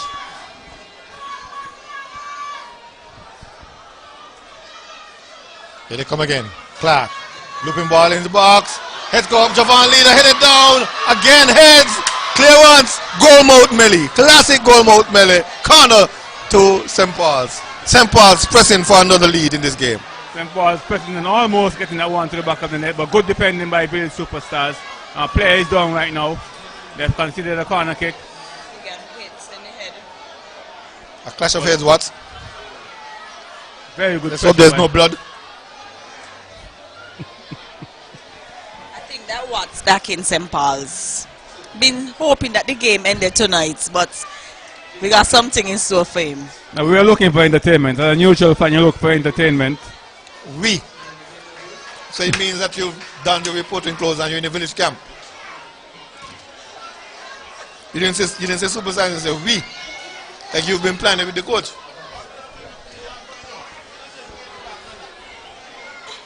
This is Virgil Hodge of Athletic fame.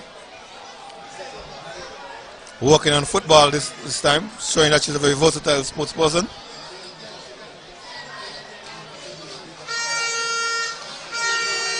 Hails from the Village area. Born and raised in the Village area. We expect to see her on the football field for the female team soon.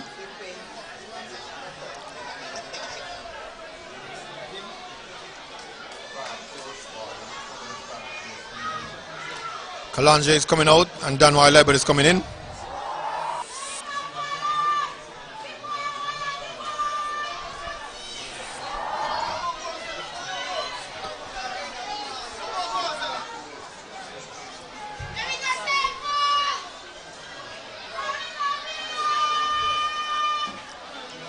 Kimber is coming out. And Nurse is coming in. Watch St. Paul's winning in their changes.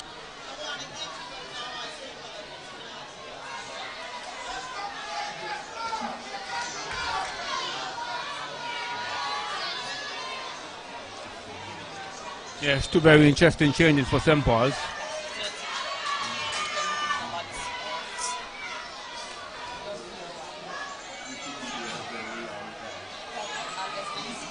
Well, Fleming has been assigned to mark Freeman. Here comes the ball, far post, no one can get there. There's no Anthony Keynes this time. Wasted one there from St. Paul's. Not very often you find St. Paul's wasting those set pieces. But that one was too heavy and went over the byline for goal kick. So we're just about 14 minutes now. The game is deadlock. Deadlock at 1-1. Ball going for a throw. St. Paul's.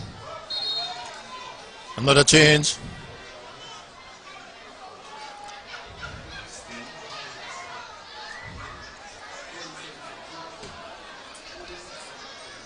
A very strange substitution because I think it's Joseph Wilkes who went in at halftime, coming out. Probably he was on the injury list. Probably his injury couldn't take anymore, and so we see Aston Henry coming in to replace Wilkes for Village. Here comes St. Paul's. Dennis Fleming, Hanley. Austin. Abery, cross the box. Clear ones, just in time from Anthony Keynes. Notch it off to the woods. Village trying to get around the box. Fouled. This is very good pressure from Village Superstars. Sensing blood, they're looking for a win. Yes, yes. Yeah, really sensing. Did they get blood. instructions from the Sknfa?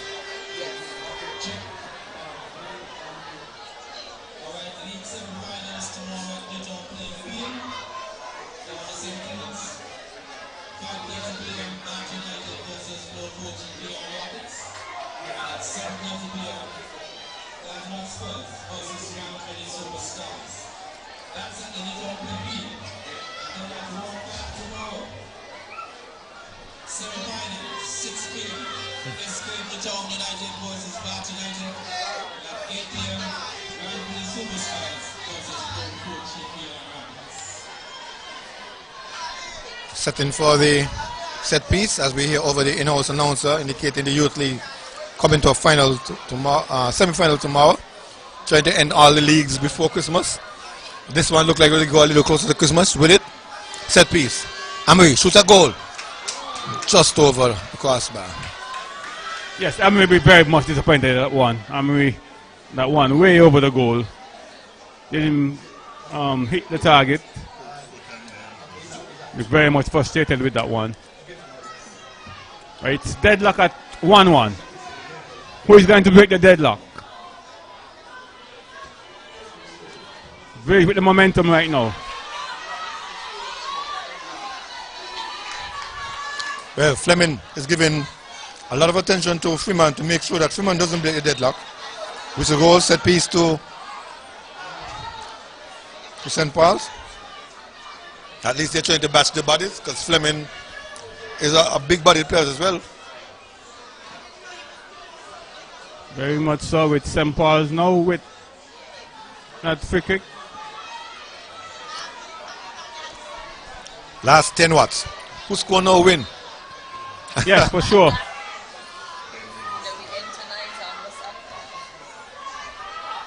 Let's go up.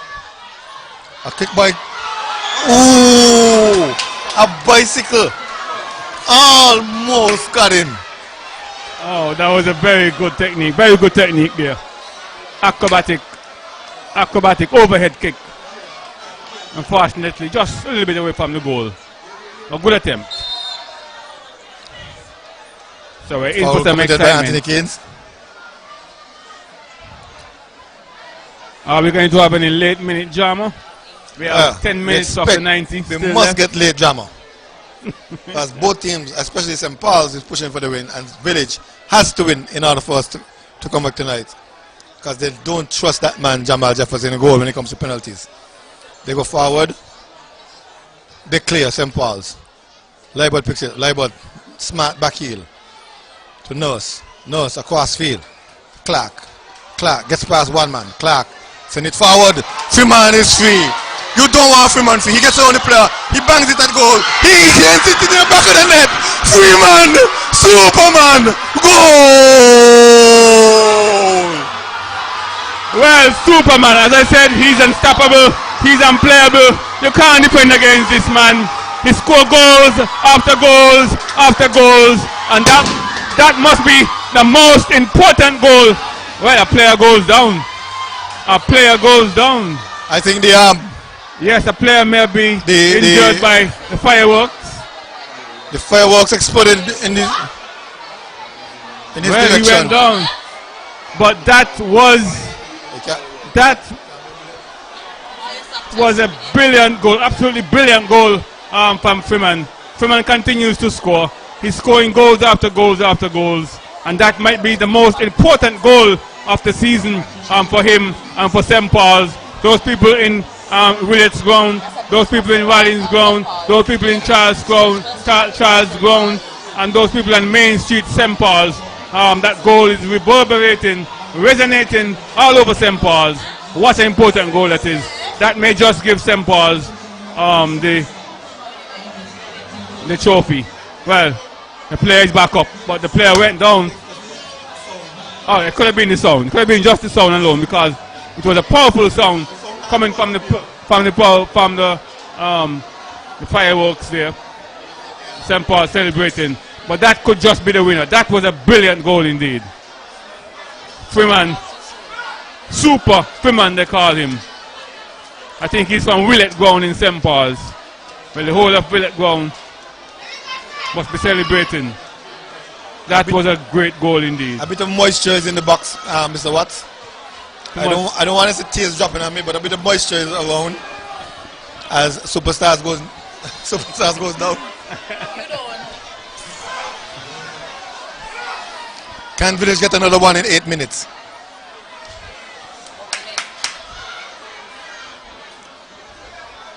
The freshman, Austin, goes back. Hanley picks it up. Robbed by St. Paul's. Here they come again. Freeman going forward. This time, Zolan Mon gets there. Freeman indicating how he wanted the ball. And the man Anthony Keynes didn't give him the good service.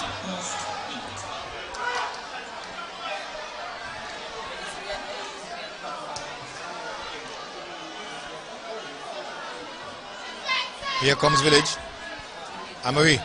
Robbed again by St. Paul's. This time Norse. Norse loses out to Johnson. Johnson goes on the inside. I think Johnson is playing right back now, you know. Interception by Village. By St. Paul's as a Village man goes down. 2 it is down. Shot on goal, no. A pass. Hanley. 23 Bertie. A claim by Village. Not answered. Freeman. 1 against 2. Fleming. They bang away at their bodies. 2 players. None giving space as Norse tries to intervene. Fleming. Ordell winning it. Giving it to Amory. Amory goes to the ground. Tackled cleanly, says the referee. Johnson picks up the loose ball. Johnson slides it forward, trying to find Tata. Tata, no. Susan knocks it away. Then cleared. Leiber trying to latch onto it. Leiber, another very... Oh, Leiber is extending his hand. And he's going to get a card as Johnson walks away.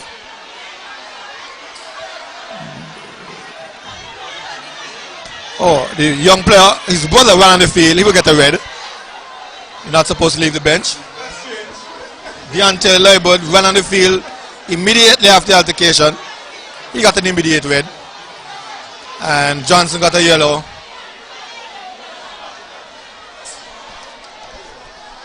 Little bit of ugly scenes here at Warner Park. Don't know what these young people are eating. Well, it's all happening here at Warner Park. We have seen so many actions. As Al said, we're going to have some late minute drama, and we really got some drama so far. And strangely enough, Dan Wiley but got away because I thought he extended his arm to push away the player after the player fouled him. Here comes the ball. St. Paul's clearance. Shot by Johnson. No. Miss kick. Out to Danwai. Danwai one time ball forward. Over to Nurse. Nurse having a bit of trouble with the surface as he slid. Good little counter attack there by St. Paul's. Brought that now by Village. Now they go to the right. Hanley. Fleming. Leader. Interception. Petres. Back to Leader. Petres down the left flank. There's no one there. I guess he was hoping that Taya Hanley would follow that one. He didn't. St. Paul's dropped back into their deep defensive posture with just about 3 minutes and seconds left in the regular time. We will, as usual, guesstimate as to how much added time there will be. As we see Fleming trying to go forward, intercepted, he gets it back. This time Tahir wins it. Tahir gives it off to Nurse. Nurse can't get there. Fleming instead. To it. But he gets it. Amory forced to go to a tight angle. Amory pushes in the box. Clear ones. All black shots. Collapsing on that ball. Yes. Chance there by Bertie. Not controlling so well. But still alive. But St. Paul's now with the ball. St. Paul's now with the ball. Looking for Freeman. Another poor pass again. Easily picked up there by Village Superstars. So it's Village Superstars with the ball. Can they get the equalizer? We still have enough time for an equalizer, Al. Through it. Bertie beats one. Slides it in. Clearance from St. Paul's. Not very far. Heads go up. Francis. Knocks it forward. Half of Austin. Austin trying to save it. No. 2 minutes 40 seconds. Plus extra time. I didn't see much injuries. They'll probably get about 2. What's you're usually a good guesser of the extra time, what? Well, we're looking at about 4. 4 minutes of time for stoppages. I didn't see 4 what? 4 ball goes into touch. 4 minimum. I think it's 4 maximum. Ira Jeffers is up now. Sensing victory. Trying to marshal the forces. Defensively in particular. Village. They're getting a lot of room in their own half. Not in the attacking third. Here comes Johnson. Ball tackled away. Tahir. Overhead pass. Trying to find Nurse. Nurse working. Nurse pushing back Village Superstars into their own half.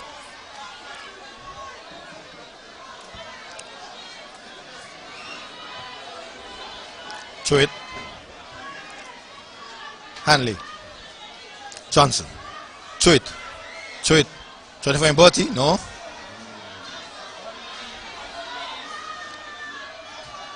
One time pass. Trying to find Josh Leader. Josh and Fleming. One-on-one battle. Fleming uses his body. Allows Johnson to take over. They find Zelon. Zelon goes out to Hanley. Fans trickling back to their places. Now the rain has stopped. Ball picked off. Danwai. Danwai looking for help. Danwai sends it forward to Freeman. Too hard, too strong. Good idea. Apologizes. Look at St. Paul backline, Al. That's an 8. That's a. Through it. They have one player forward. And look at the counter attack. Ring of 8 in the back. Ring of 9, sorry. Hanley. Slides it up. Trying to find Bertie. Miscontrols. And Jamal Jeffers will take over his usual antics. 1 second. 2 seconds off the clock. 3 seconds off the clock. 4 seconds off the clock. That's Bertie chosen. Little tackle. And they told them have a little banter about it. A little friendly banter. That doesn't have any venom in it. And that's his game. 4 minutes. 4 minutes, Al. What's right again? 4 minutes stoppage time. Here they come. Tahir Jefferson. Loops it across the box. Just outside the reach of Freeman. Knocked away by Hanley for a corner. That was looking like what's favorite phrase? Killing off the game. Killing off the game. St. Paul's looking for that that goal to kill off the game. Village, at this point, they'll be looking for a consolation goal, because it's very difficult to come back. We just have less than 4 minutes. Less than 4 minutes for them to get, 1 goal for the equalizer, and then force the game to go into penalties if needed. I think Johnson is done for the night. If he's clutching his groin with 90 minutes gone, they just might have to get a freshman to come and finish that time for him. Must be noted that Village have been hit by injuries. One of the teams that have been hit so seriously by injuries. But this would be a big win for St. Paul's. Watch a draw just right, that would be back to St. Paul's. It's 10 miles from Bass there. As I said, they will be celebrating all night. Just about 3 minutes or so for time for stoppages. Now you know you can add time for time wastage.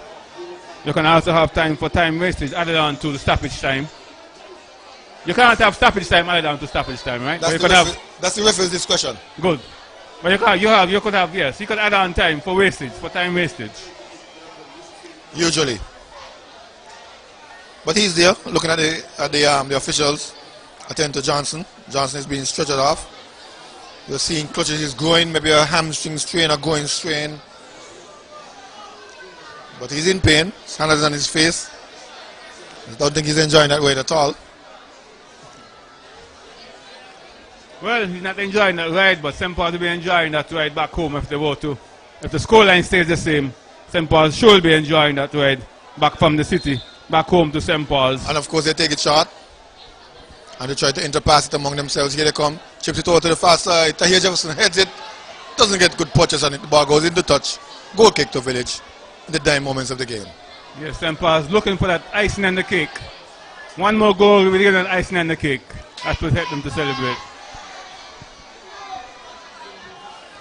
Long ball forward. Long ball forward.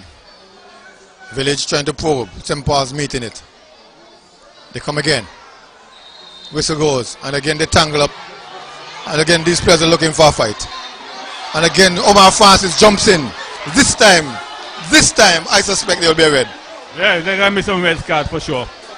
Well, we've seen it in the previous game where there were some flash points. We have seen some flash points. Yes, is that a red? Yes, that's a red. A red for... So 2 red cards in this game. We have seen so many talking points. Now they wouldn't be able to celebrate. Now he wouldn't be able to celebrate with St. Paul's. Well, it's not over as yet, because if Village were to score another goal, it means then we'll go into penalty kicks. So Village should keep their calms. Village should really keep their calm at this point, Al. St. Paul's should keep their calm at this point. You're winning 2-1 with less than 2 minutes to go, and you're looking to get fight. Well, we have seen some flash points, but that one just reached to boiling point. Yes, referee. I think referee going to. More than likely, that's what the referee will do. Referee blow off the game. He would definitely not give now any extra time for a fight.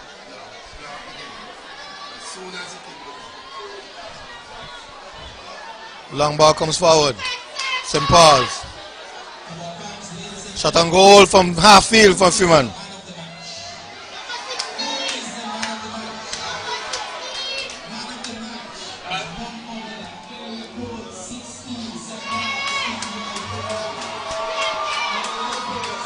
Yeah, the man of the match has just been announced. Is the man who can't stop scoring. That's Freeman. He has been scoring goals after goals after goals. Long ball forward, met with the clearance. Long ball forward, met with the clearance. Not a very good one. Then finally knocked away by Dan Wiley, but over to Malik. Malik up to trying to find. Referee. And there goes the whistle. There comes the celebration. St. Paul's, the 2020 COVID champions. Sknfa Premiership. St. Paul's picking up the second trophy, Al, adding to the trophy cabinet. The second trophy for the season. Oh, St. Paul's had a beautiful run from since we came back from lockdown, COVID-19 lockdown, St. Paul's have been winning. They have been winning and winning. They've only lost one match. So St. Paul's picking up 2 trophies for this season. And I'm sure that the whistle, again, is resonating all over St. Paul's. That's indicating that St. Paul's have won this game 2-1. With Super Freeman scoring the 2 goals, giving St. Paul's the win and giving St. Paul's the championship. Very good win indeed for St. Paul's. I must apologize for bringing Keon in this, but Keon now has a distinction and a noxious record of always defeating the team that ends up winning the championship and losing to the bottom place team. And this is the final 6. They did just that. They beat St. Paul's but lose to Spurs. Well, that's a good point because St. Paul's, Blazes, Keon is the only team that would have defeated St. Paul's since COVID, since post-lockdown. The only team to defeat St. Paul's, and St. Paul's have won all the games that they have played. Won, not the John, all the games they have played, they have won. To give them the Premier League Cup and the FA Cup. Now they're celebrating. The president said he was so bare in terms of the cupboard was so bare that he wanted everything. Any cup that was on offer, he wanted it. Well, so far he's gotten them. Freeman, the president of the club, said his cupboard was so bare after several years because he had Keon and Village winning the last 5 championships between Keon and Village. Yes, the trophy cabinet was getting empty after all these years. But now we have added 2 trophies to the trophy cabinet, and they are celebrating. They really deserve to win the championship because they have played some consistent football, very good consistent football throughout. And we have the boss here. The boss, congratulations.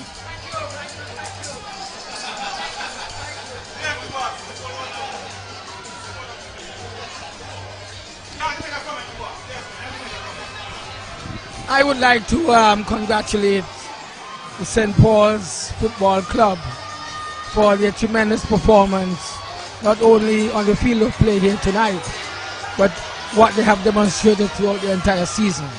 They really deserve to be the winners. I love them.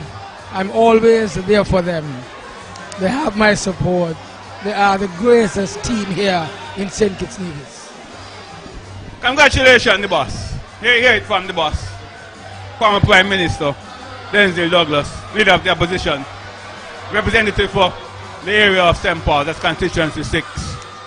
As St. Paul's continues to celebrate, and I'm sure those people in Willett Ground, those people in Rollins Ground, in Charles Ground, in St. Paul's, are celebrating at this moment.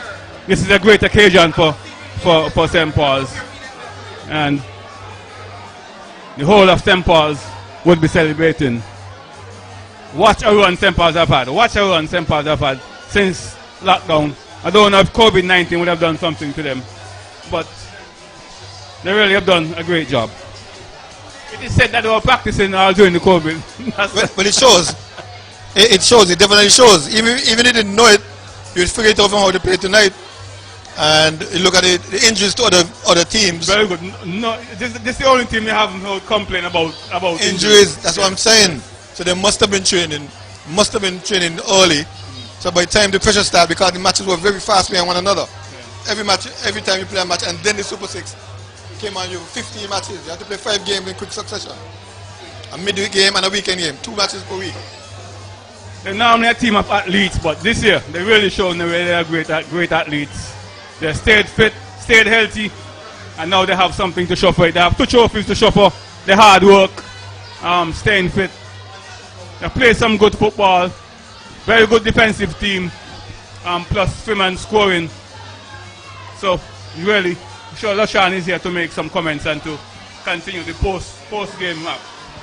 Well, I just wanted to say, I told you at halftime that the season had 45 minutes left and proven so. Although Rams Village Superstars did put up a better fight in the second half, but Freeman was just too much for them in the end, and he carried his team over the line tonight. Clearly, he didn't read my script because I said Village would score.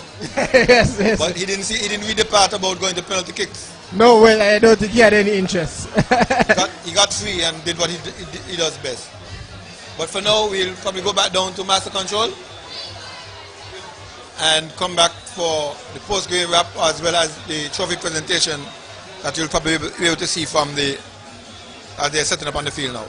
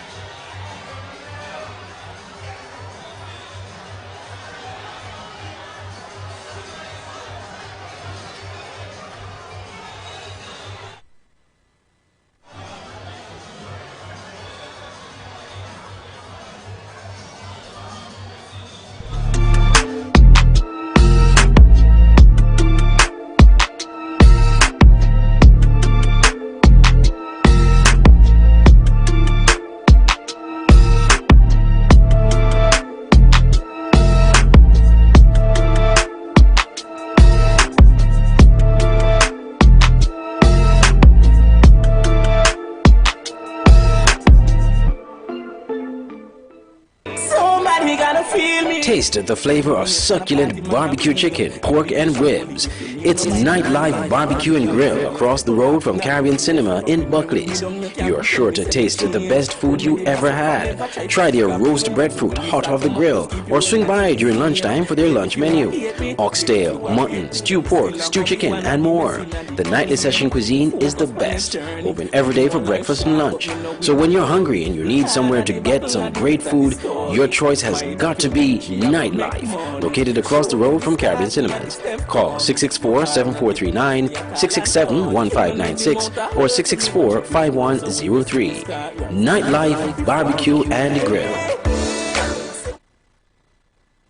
It's the season to be happy. Yes, it's Christmas at Smart Electronics. We're having a massive Christmas sale for the entire month of December. Extra special deals on the 18th and the 19th. We have stuff for the entire family. We have cell phones, laptop computers, washing machines, refrigerators, and much more. Now in stock, air conditioner units. So don't you miss out on our massive Christmas sale for the entire month of December with extra special deals on the 18th and the 19th. For more information, call us at 466-4271. Smart Electronics, way to live a smart life. Terms and conditions apply. I feel good. Come to Vibes Beach Bar and Grill at the Frigate Bay Strip, your place for the best selection of local dishes. Join us for lunch. Mahi-mahi, barbecue ribs, fresh caught snapper, salmon, lobster, and our world-famous Vibes wings at economically sound prices. Dinner is served from the deck or the golden sands of the Frigate Bay Beach. Join us for birthdays, business meetings, or just for fun in a family-friendly environment. Open Tuesdays to Sundays, 11 a.m. until. Vibes Beach Bar and Grill. Great food, hospitality, entertainment, and good vibes. Call 465-8423 for reservations and inquiries. I feel good. Skillex Interactive Voice Response System, a new 24-hour automated call-in service. Access it now at 465-2000 to report faults, receive bill balances, and for the first time ever, you can now make bill payments over the phone 24 hours a day, 7 days a week. Access it now by calling 465-2000.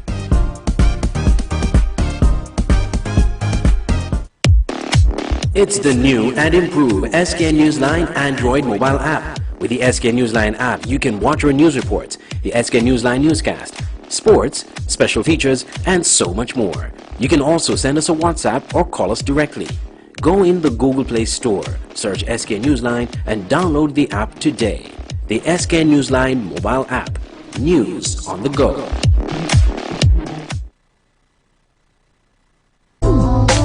KVK Enterprises at Boyd's Housing Development, Trinity Parish, St. Kitts. For all your t-shirt printing, banners and signs, promotional products, shipping, motivational speeches, computer classes, agro-processing, art and craft, and desktop publishing. Come to KVK Enterprises at Boyd's Housing Development, Trinity, St. Kitts. Telephone 661-0118 or 765-7270. Email drkhrystus@kvklives.com or visit www.kvklives.com. KVK Enterprises.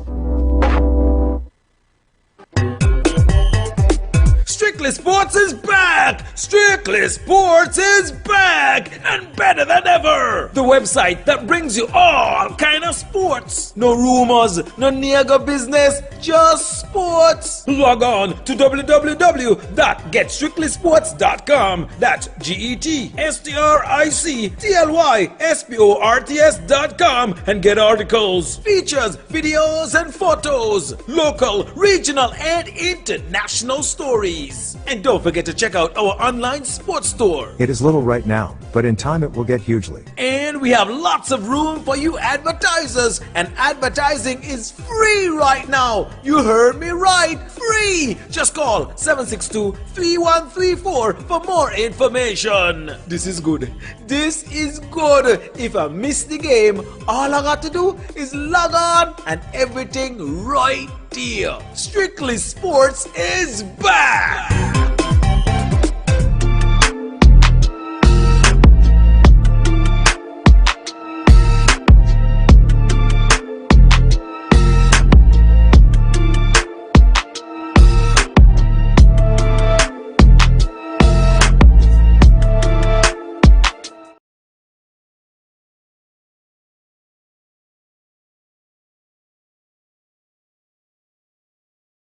Already relaxed.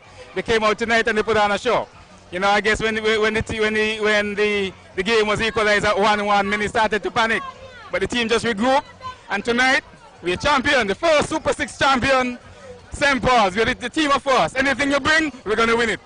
All right, Manage. Well, I'll let you get back to your celebration and I'll come join you and get some champagne, all right? Sure. Right. Anytime. Okay.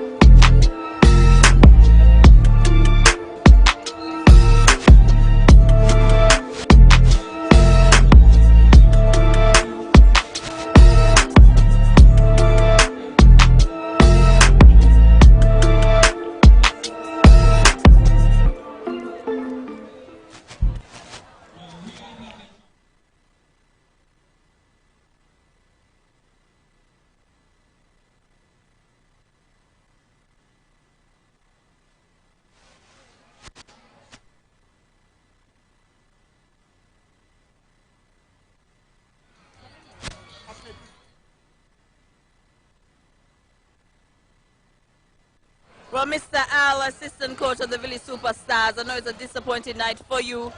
You told me you're going to come back in the second half and score. You did so with tying the score to 1-0. Tell us about that second half. Well, I think we had a better second half with the changes that we made. I mean, we bring in key experience for us. You know what I mean? We got the goal, as I tell you, but we give them an easy goal again. And we lost the championship. But when I hear, let me say congratulations to St. Paul's team on winning the championship. I also want to say congratulations to my players. You know, I think we had a long season. Injuries were killing us, you know what I mean? But before it to the end, we reached the finals, but we lost. Well, I wish you the best for the next season, and I know you're definitely going to find your way in the finals again, and hope the guys recuperate and come back strong, and hopefully they'll be able to get the win next time. Yeah, I just want to say thanks to our sponsor, Rams, you know what I mean, being there for us, and all the other villagers, them, you know what I mean, from West Boston who supported us in the camp. I want to say thanks. All right, Coach, see you.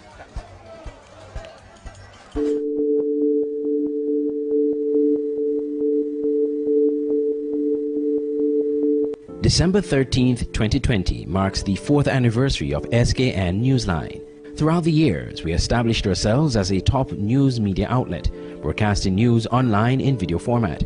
We've had our challenges, but through it all we made it and have carved our names in the media landscape of St. Kitts and Nevis.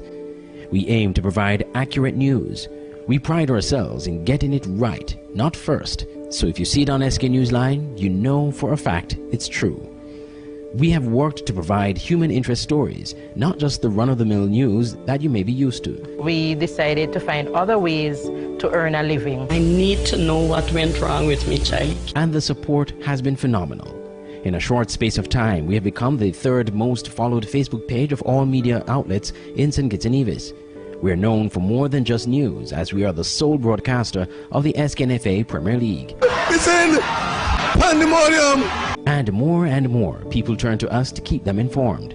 We try to go to great lengths to give you the news, even in the face of danger. We're going to hit over there in a few, but those errors would have been... We have accomplished much, and with the help of God, we will accomplish a lot more. Thank you for supporting SKN Newsline, for everyone who liked or followed our Facebook page, who commended us for a job well done, who criticized us constructively, downloaded our app, or visited our website. Thanks to our clients, who without them, we would not be here today. We promise more in the coming years. We thank God for taking us this far and look to His guidance to take us further. Stay tuned. We are SKN Newsline. More than just news.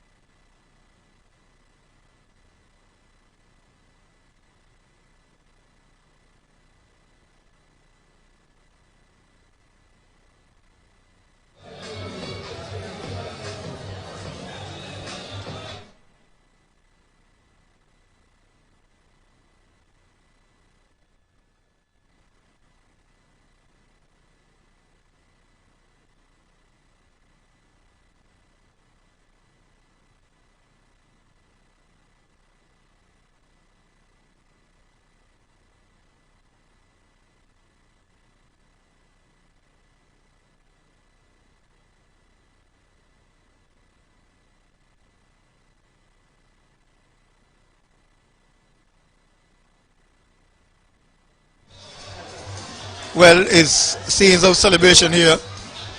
LaShawn, we had a little chat before we went to Master Control. And impressive is the backdrop. Yes, very much so. Yes, Sknfa we definitely went all out for the backdrop. But only one team would be enjoying it tonight. So it's only one championship, many teams. Yes. But as we were saying earlier, St. Paul's post-COVID, they were definitely the best team by far and wide in the Premier Division. Before this, they won the FA Cup. They came into the Super 6 in the best form of all the 6 teams. They had a slow start, the first 2 games. Freeman was marked out of them. They draw one, the last one. And then the coach made a change. He brought in a Kimber Lawrence and put Freeman in a deeper role, and it paid off because Freeman then went on to score 7 or 8 goals since then. Okay. And his team now are champions. Gramsville Superstars, on the other hand, they'll be disappointed because the past 2 seasons they were the best teams in the league. The last season that didn't complete, they were the leaders by a long shot. this season they were not so much that far ahead of St. Paul's, but for the early part of the season more so, they were by far and wide the better team. And then St. Paul's, as I said, post-COVID, they were the informed side, and it definitely showed in the Super 6. And if I'm not mistaken, those are championship shirts they're wearing? It looks that way. Like they came prepared for the eventuality. They had this thing planned out from long ago. I hope Ramsville Superstars, for their kitty's sake, they haven't printed shirts themselves, because those shirts would be useless, especially if they have the year in them. But St. Paul's, they definitely deserve this championship. As I said, they far and wide the better team, and as you said previously, that they probably had the better depth in the Premier Division. They probably showed the better depth, especially coming later on when Ramsville Superstars was struggling with injuries. They were able to maintain their players' fitness, and with Freeman playing now almost 90 minutes for every game, even games that didn't matter at the end of the regular season, they were still playing him for 90 minutes, and it hasn't shown at all. No fatigue, no signs of fatigue have shown at all. I think the only game which he came out was that last game in the regular season against Kayan. Yes. When they were more or less already winning. Yes. Speak to Village, because when you have injuries, and we were talking about this all the time, the role players coming in, I don't think the role players were that impactful for Village as opposed to St. Paul's. We saw the Austins going to a goal or two. We saw the young defender coming in. Jabez Darcy, what a little stint here tonight. The Soka, but they certainly missed defensive backline like Pike Raheem Francis. They certainly missed Mughead, Kimari Rogers. He's the man who really caused Village some consternation, and he's the one who seems to have had the combinations with the other players. Yes, I kind of mentioned it at halftime that Tyrone Hanley, who has been the main talisman for them throughout the season, he has had a quiet Super 6 after he came back from an injury very late in the regular season. So I think it's a combination of injuries and the rush to finish the season. I think it didn't favour them at all, but don't take nothing away from St. Paul's. They deserve every moment, every award, congratulations they'll be getting this evening. Oh yes, and then again, I think it was an easy call to judge Keys Weifman, man of the match, with 2 goals. The one that beat the deadlock and the one that put the game away. Yes, and the first goal, he got up of everyone. A beautiful header, glancing past the goalkeeper. The second goal, the goalkeeper came sprinting out, and Freeman beat him, and you know how clinical he is in the box. Also, he had another opportunity, overhead kick. Yeah, that was close. Yes, if that had gone in, that would have just been the icing on the cake for Freeman as the greatest player we see in the season. Yes, and the last time we spoke about him and the national team, I said something very guardedly, in that a player of his caliber, not on a national team, it has to be off the field matters that have him out. Well, whatever those matters are, hopefully they can resolve them. The Sknfa, so that's what St. Paul's, and Freeman himself, hopefully they can resolve them and find a solution that could benefit both Freeman and the Sekis and Nevis national team, especially with World Cup qualifiers coming up early next year. Yeah, the World Cup qualifiers are during March, but we're still speculating what will happen with COVID. Yes, definitely.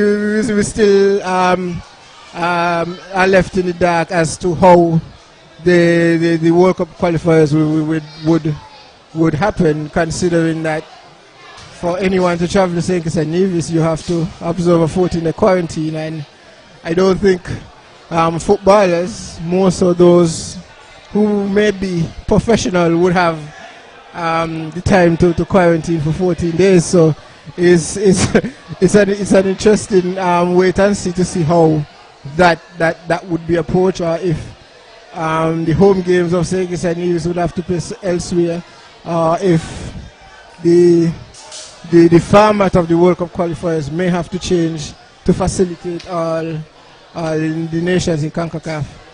I think the format will be the one to have to change, because only in international cricket and the international circles where money is involved, plenty of money is involved, but the players seem to be willing to be in a bubble for 14 days.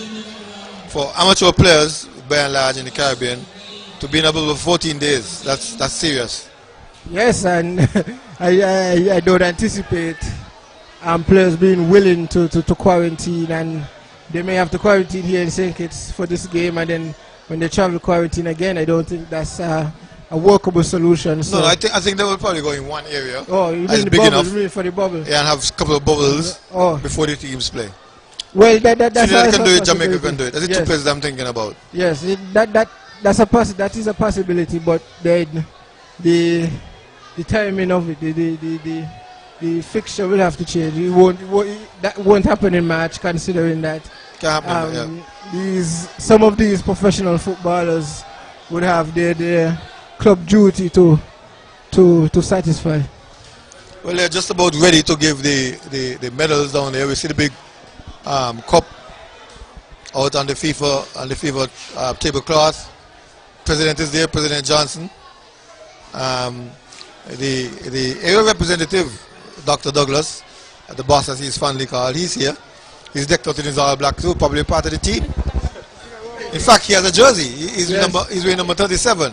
Yes, I guess it's to signify how much he's been the representative. It's somewhere within that region. So, but as we've been saying all along, St. Paul's, they deserve everything that they're getting this evening.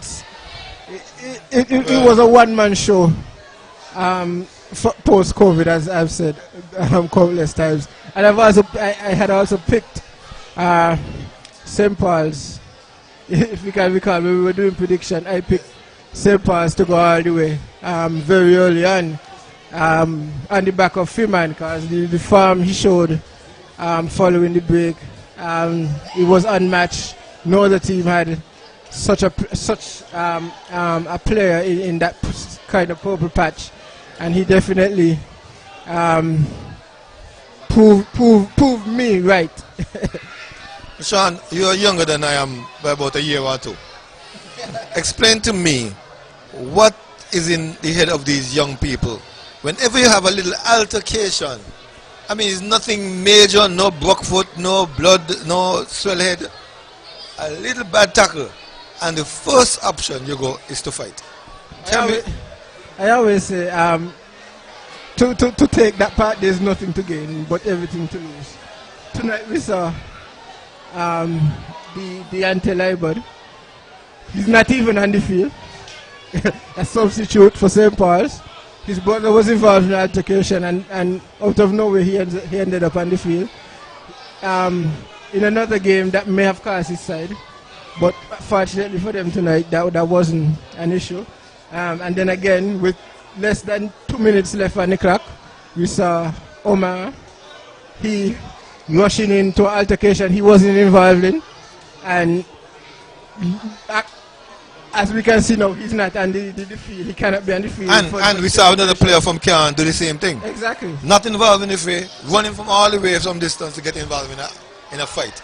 And as I said, you have nothing to gain, because if you beat up the player, the referee still has the decision to make. The referee still has to use his own judgment, and nothing you do could change that opinion. So there's nothing to benefit for you from joining into those altercations. To all the football players, coaches, clubs who participated in the Sknfa Premier League for the 2019-2020 football season.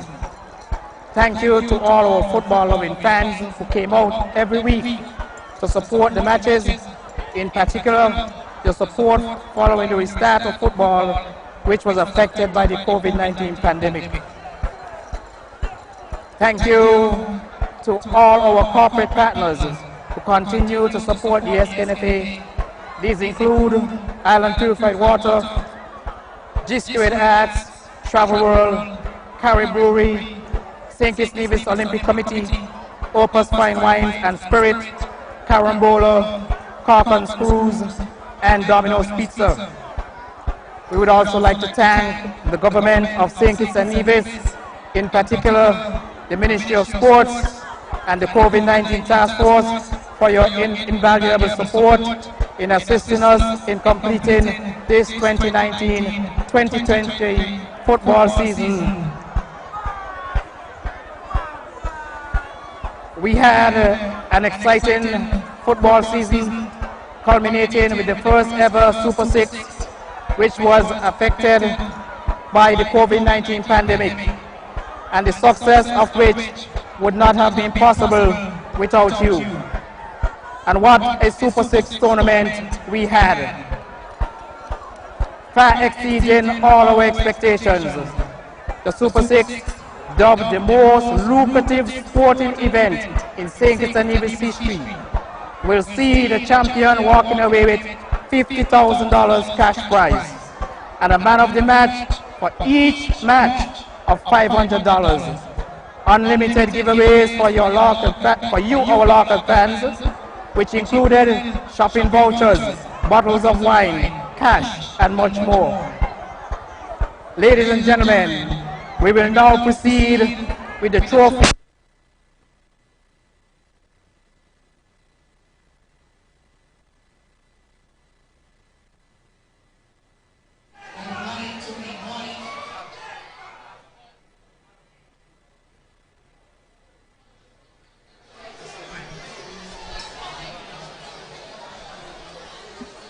Let's start with the MVP, and this is just for announcement. The MVP of the round robin Super 6 matches. And the MVP of the round robin Super 6 matches will receive one Beats headphone. And that person is none other than Freeman of St. Paul.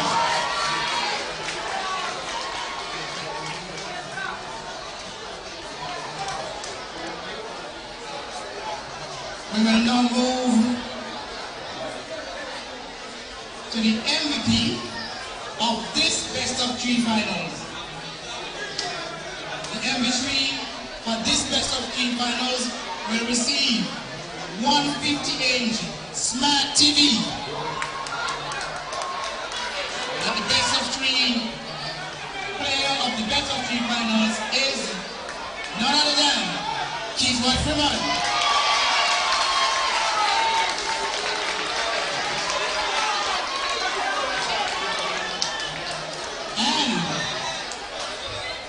Man of the match for this match number 2 in the best of 3 finals will receive $500 cash, and the man of the match is none other than Freeman. We invite Freeman to come and receive his check for $500.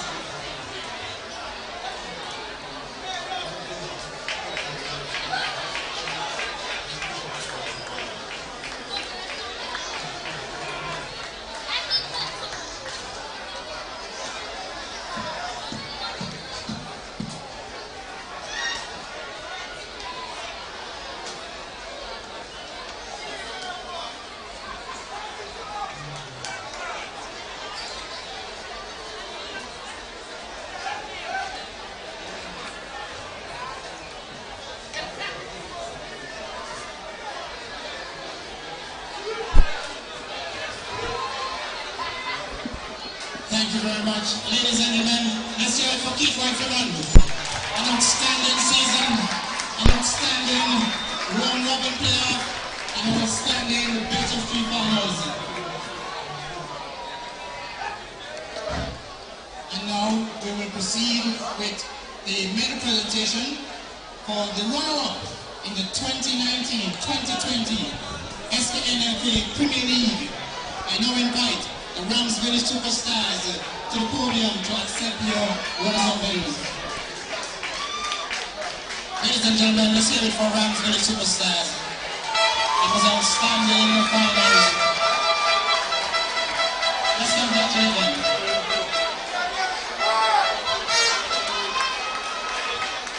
And of course, let's congratulate all 6 teams in the 2019-2020, the inaugural Super 6 Club. Congratulations to Ramsville Superstars.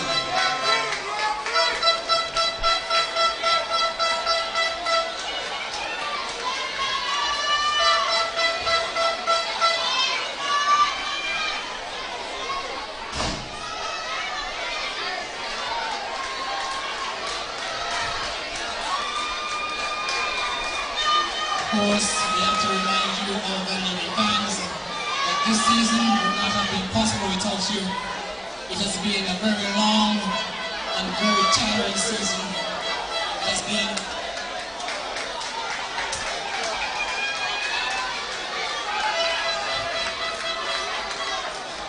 an extremely challenging season. A season affected by the COVID-19 pandemic. A season that has been delayed by some 7 months.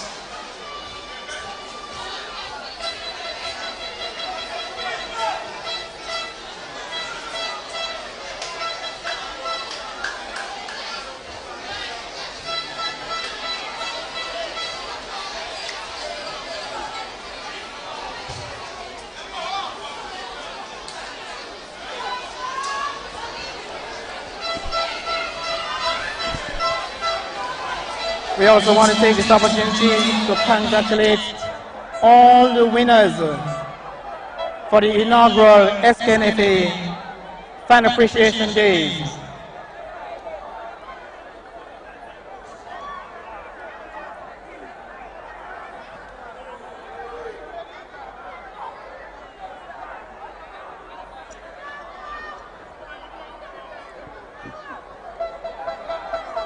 Thank you very much to the Ramsville Superstars.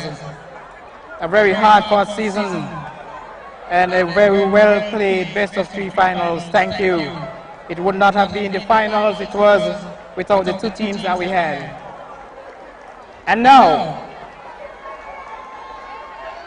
we turn our attention to the winners, SL Hartford St. Paul's, to receive your championship medals.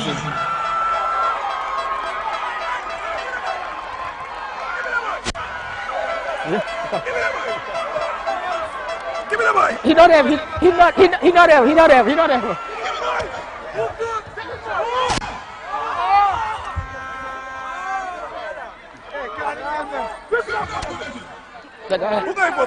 No, you know them.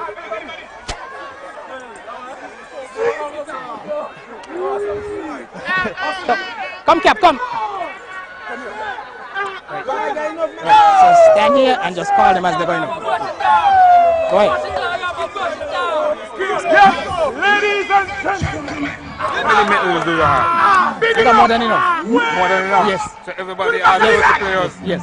I'm just making sure. You got if you got 35.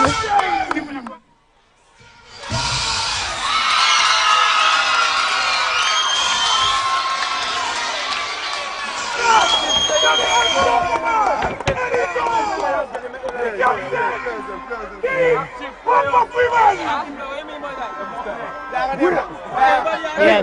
Let everybody get a photo moment. Yeah, let everybody get a photo moment. Let everybody get a photo moment.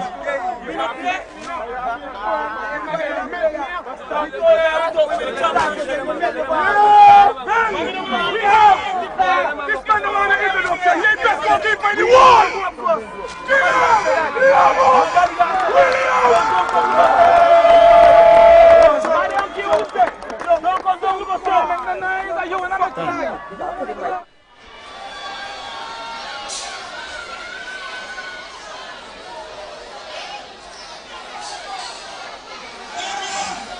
The best defender for the team.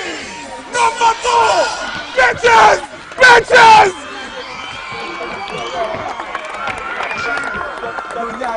You there? Yeah, edit. Then we have the sweeper, number 14. Everybody problem. Edges, Ramo.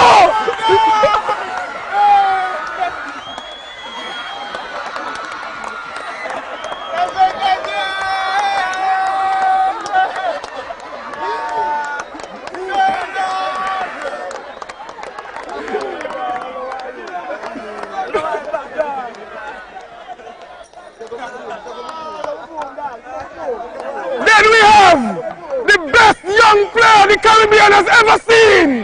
Number 7, Kalanji. Here, son.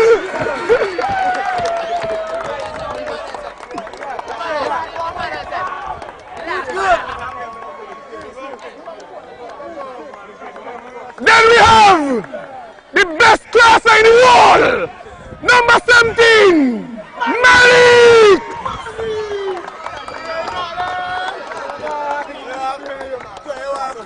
So we're going to talk for you.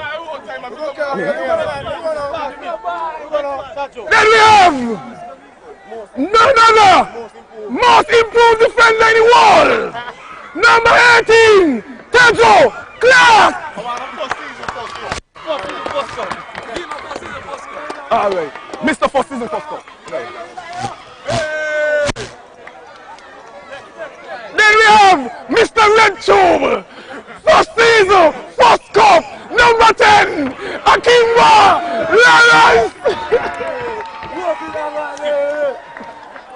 We want for you, we have for you. Shampoo. Then we have the mighty Shampoo. You gotta give him a song, my boy. Number 99, Rajiv.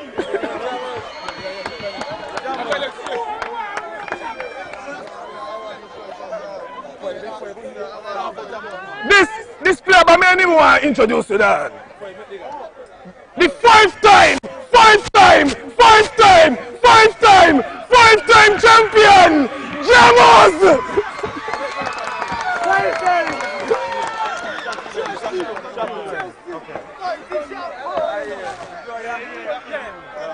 Then we have number 9, the short and deadly man, Aja. Whoever. Then we have the crowd favorite, super sub, Dirty 9 Blair.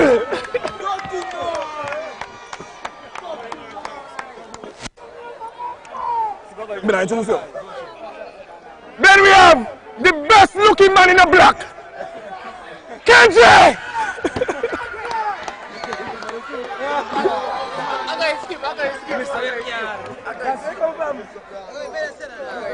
No, me not tell you that.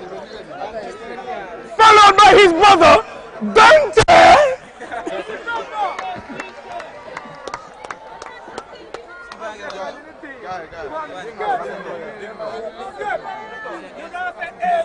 Then we have the man who I say, Mr. Critical, number 11, Bingo.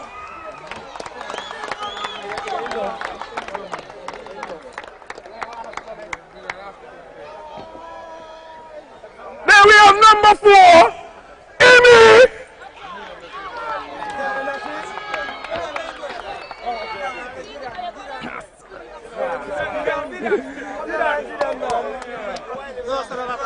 Then we have Mr. Smooth, number 45, Zidane.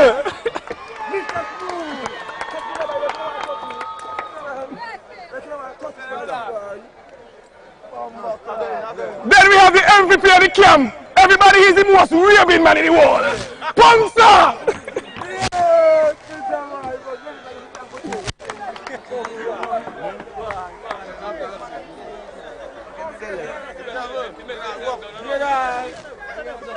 Then we have number 12. None other than my friend, Josh Lina.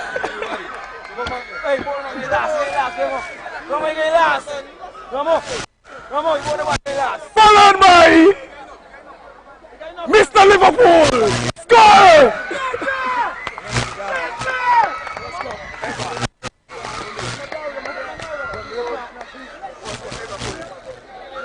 Then we have the most handsome man on the team, most handsome man on the team, Messi!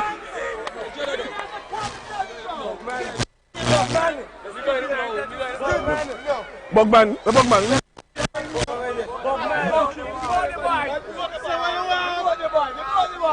Then we have Happy Birthday to you. Happy birthday to you. Happy birthday, dear Bugman. Happy birthday to you. Bugman! Make sure you take the stuff. Make sure that? Yeah. We must make sure they get it. You got Moses? Who going? Go. Then we have. Hey. Introduce me, let me go. Then me.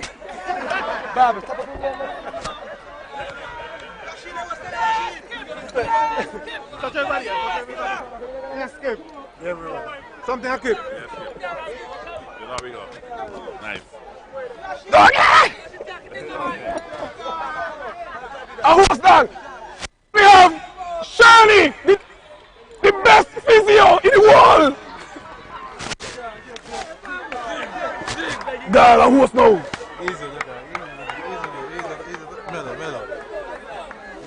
Then, Bina, Jabina.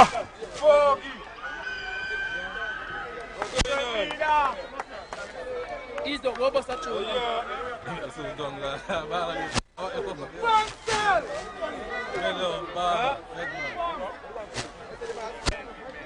Then, Cooper, Bala.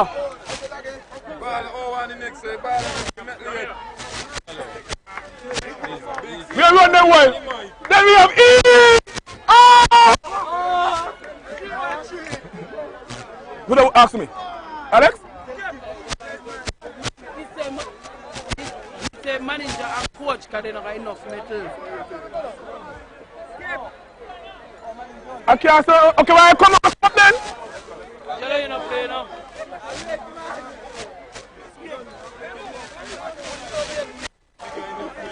Huh? The manager and coach can not enough metal. Then we have the technical staff, the manager, Darian,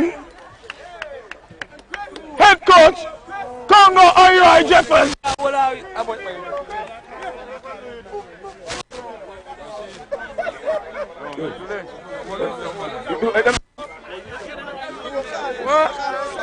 You're not enough? Yeah. Oh, tight, sorry. Then give it to the team. Then give them to the court. Then give them to the team. This is for me. Then give them to the. Then give them to the damn thing. No.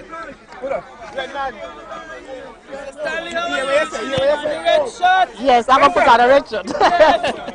Yo!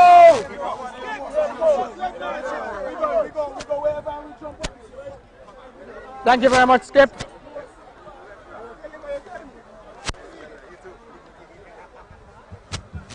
Thank you very much, Skip. Job well done. And now,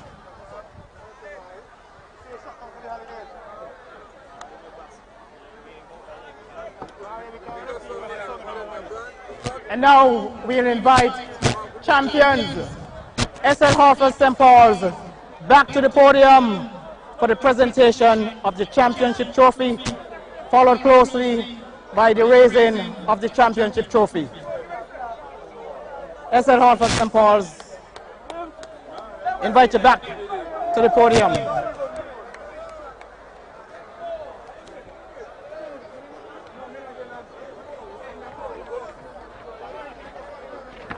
All right, guys, the tall ones behind, the shorter ones in front. Where's the captain? Captain in front.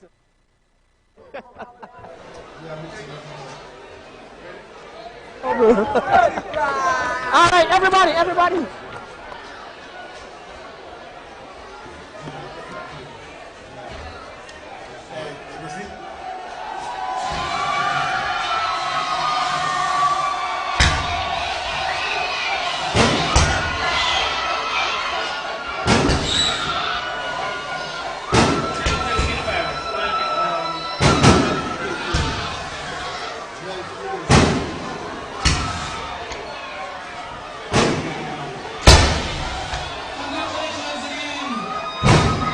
Hartford St. Paul's, the 2019-2020 inaugural Super 6 champions. The champions of football in St. Kitts and Nevis. Ladies and gentlemen, thank you. We'll see you again in 2020.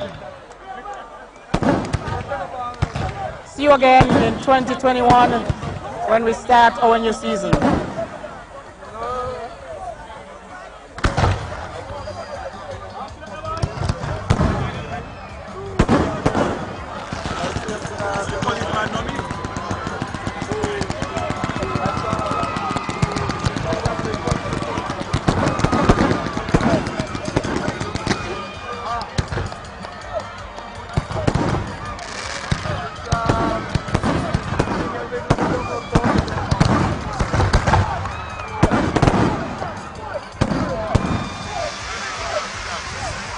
But I don't feel it anyway.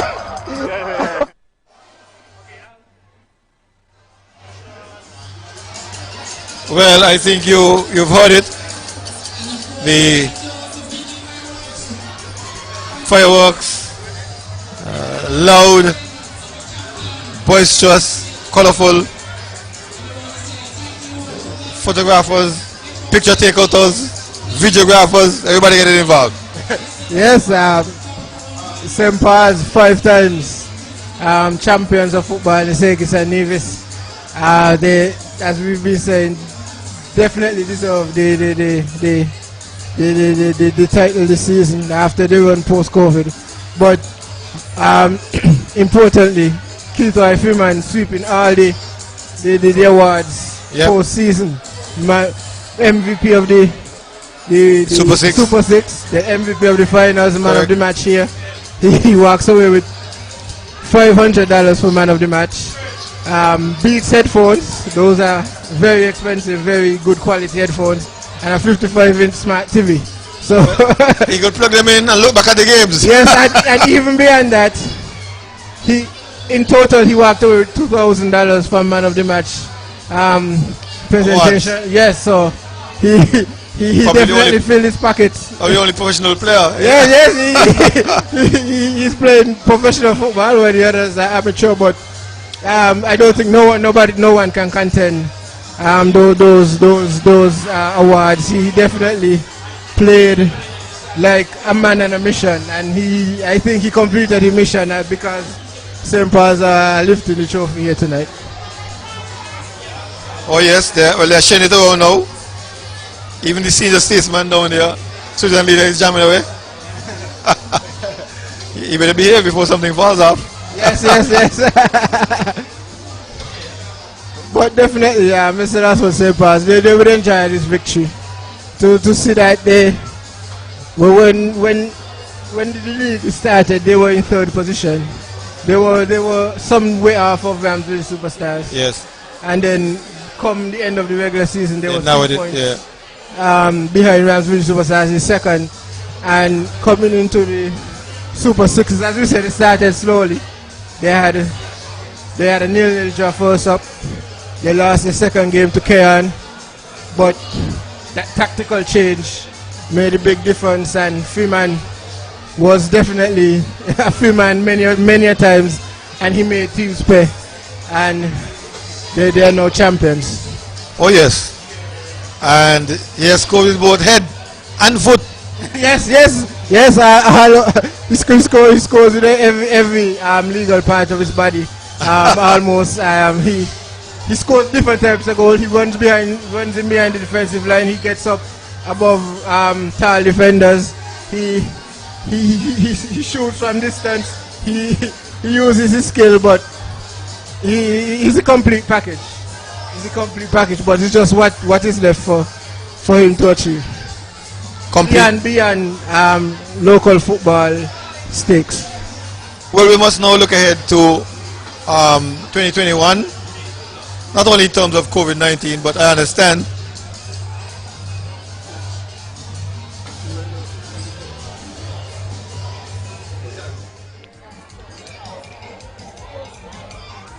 All right, Coach, thanks for joining us. I know you were celebrating a bit earlier. Tell us about the game tonight. I know you came back in that second half and Village got up by 1 and you were able to score another one to end the game tonight. Just go through a bit with us on the second half. I think the second half was exciting, especially when Village scored their goal to tie it at 1-1. One of my younger players on the team was number 17. He had to get the ball and split the defense. You don't know the ball at the back of the net from the top striker. Now we're here celebrating with the fans and family. We're grateful for that.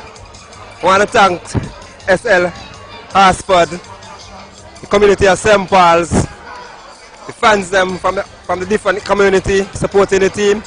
I want to give them thanks for coming and supporting the team, and Hartsford for over the years for the contribution. And the other people them on this side who making the contribution where you don't hear the name call. I'm grateful for that. I thank for the opportunity St. Paul management give me, and we come here to execute and win the 5th trophy for the community and the club and the players. All right, let's talk about Mr. Freeman for a bit. I know he would have scored and got MVP last couple of games.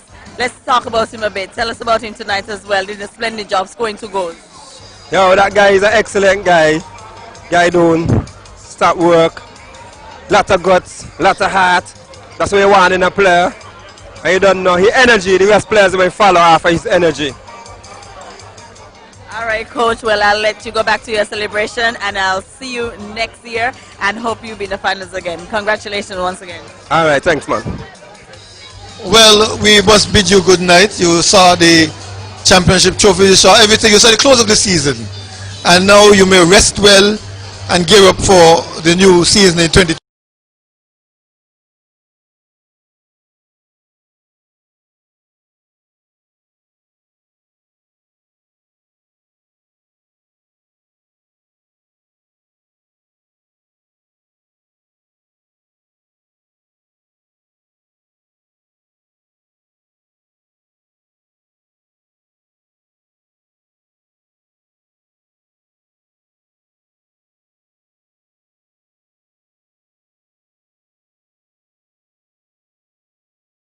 Repeat. I don't think they've ever repeated. Will Village come back? Will we follow tradition? Whenever St. Paul's win, Cairn wins after that. Will Newtown make a comeback? Yes, a lot of questions to be answered come next season, and the only way to find out is to tune in, coming to Warner Park whenever that is, and taking in the football action. Time will tell.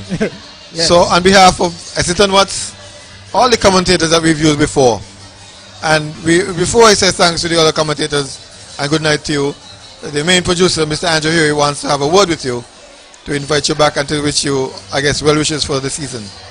Well, Al, thanks LaShawn. I just wanted to take the opportunity, because this is our last broadcast for the season, last one for 2020. I just want to take the opportunity to thank all the viewers, all the fans, those who have participated, those who have watched, of course the Sknfa for partnering for us, of course giving us the opportunity to bring this broadcast live, not only with the playoffs but also the regular season. And I particularly want to thank you guys, the commentators. You, Al, you have done a fantastic job. Watts, all the commentators who are not here, Sylvester Charles and Kenneth Bob. Of course LaShawn Dixon, the ever-present LaShawn Dixon, providing analysis, which is always insightful. And to everybody that have contributed to this broadcast and made it successful. Virgil Hodge, who has been our sideline reporter, has done a fantastic job in that regard. And of course, my staff from SK Newsline, Chelsea and Natasha, for putting out great effort each and every night. Out there, and the fans who meet me on the road regularly, and I'm trying to get my opinion, but until next season, I bid you adieu. Good night.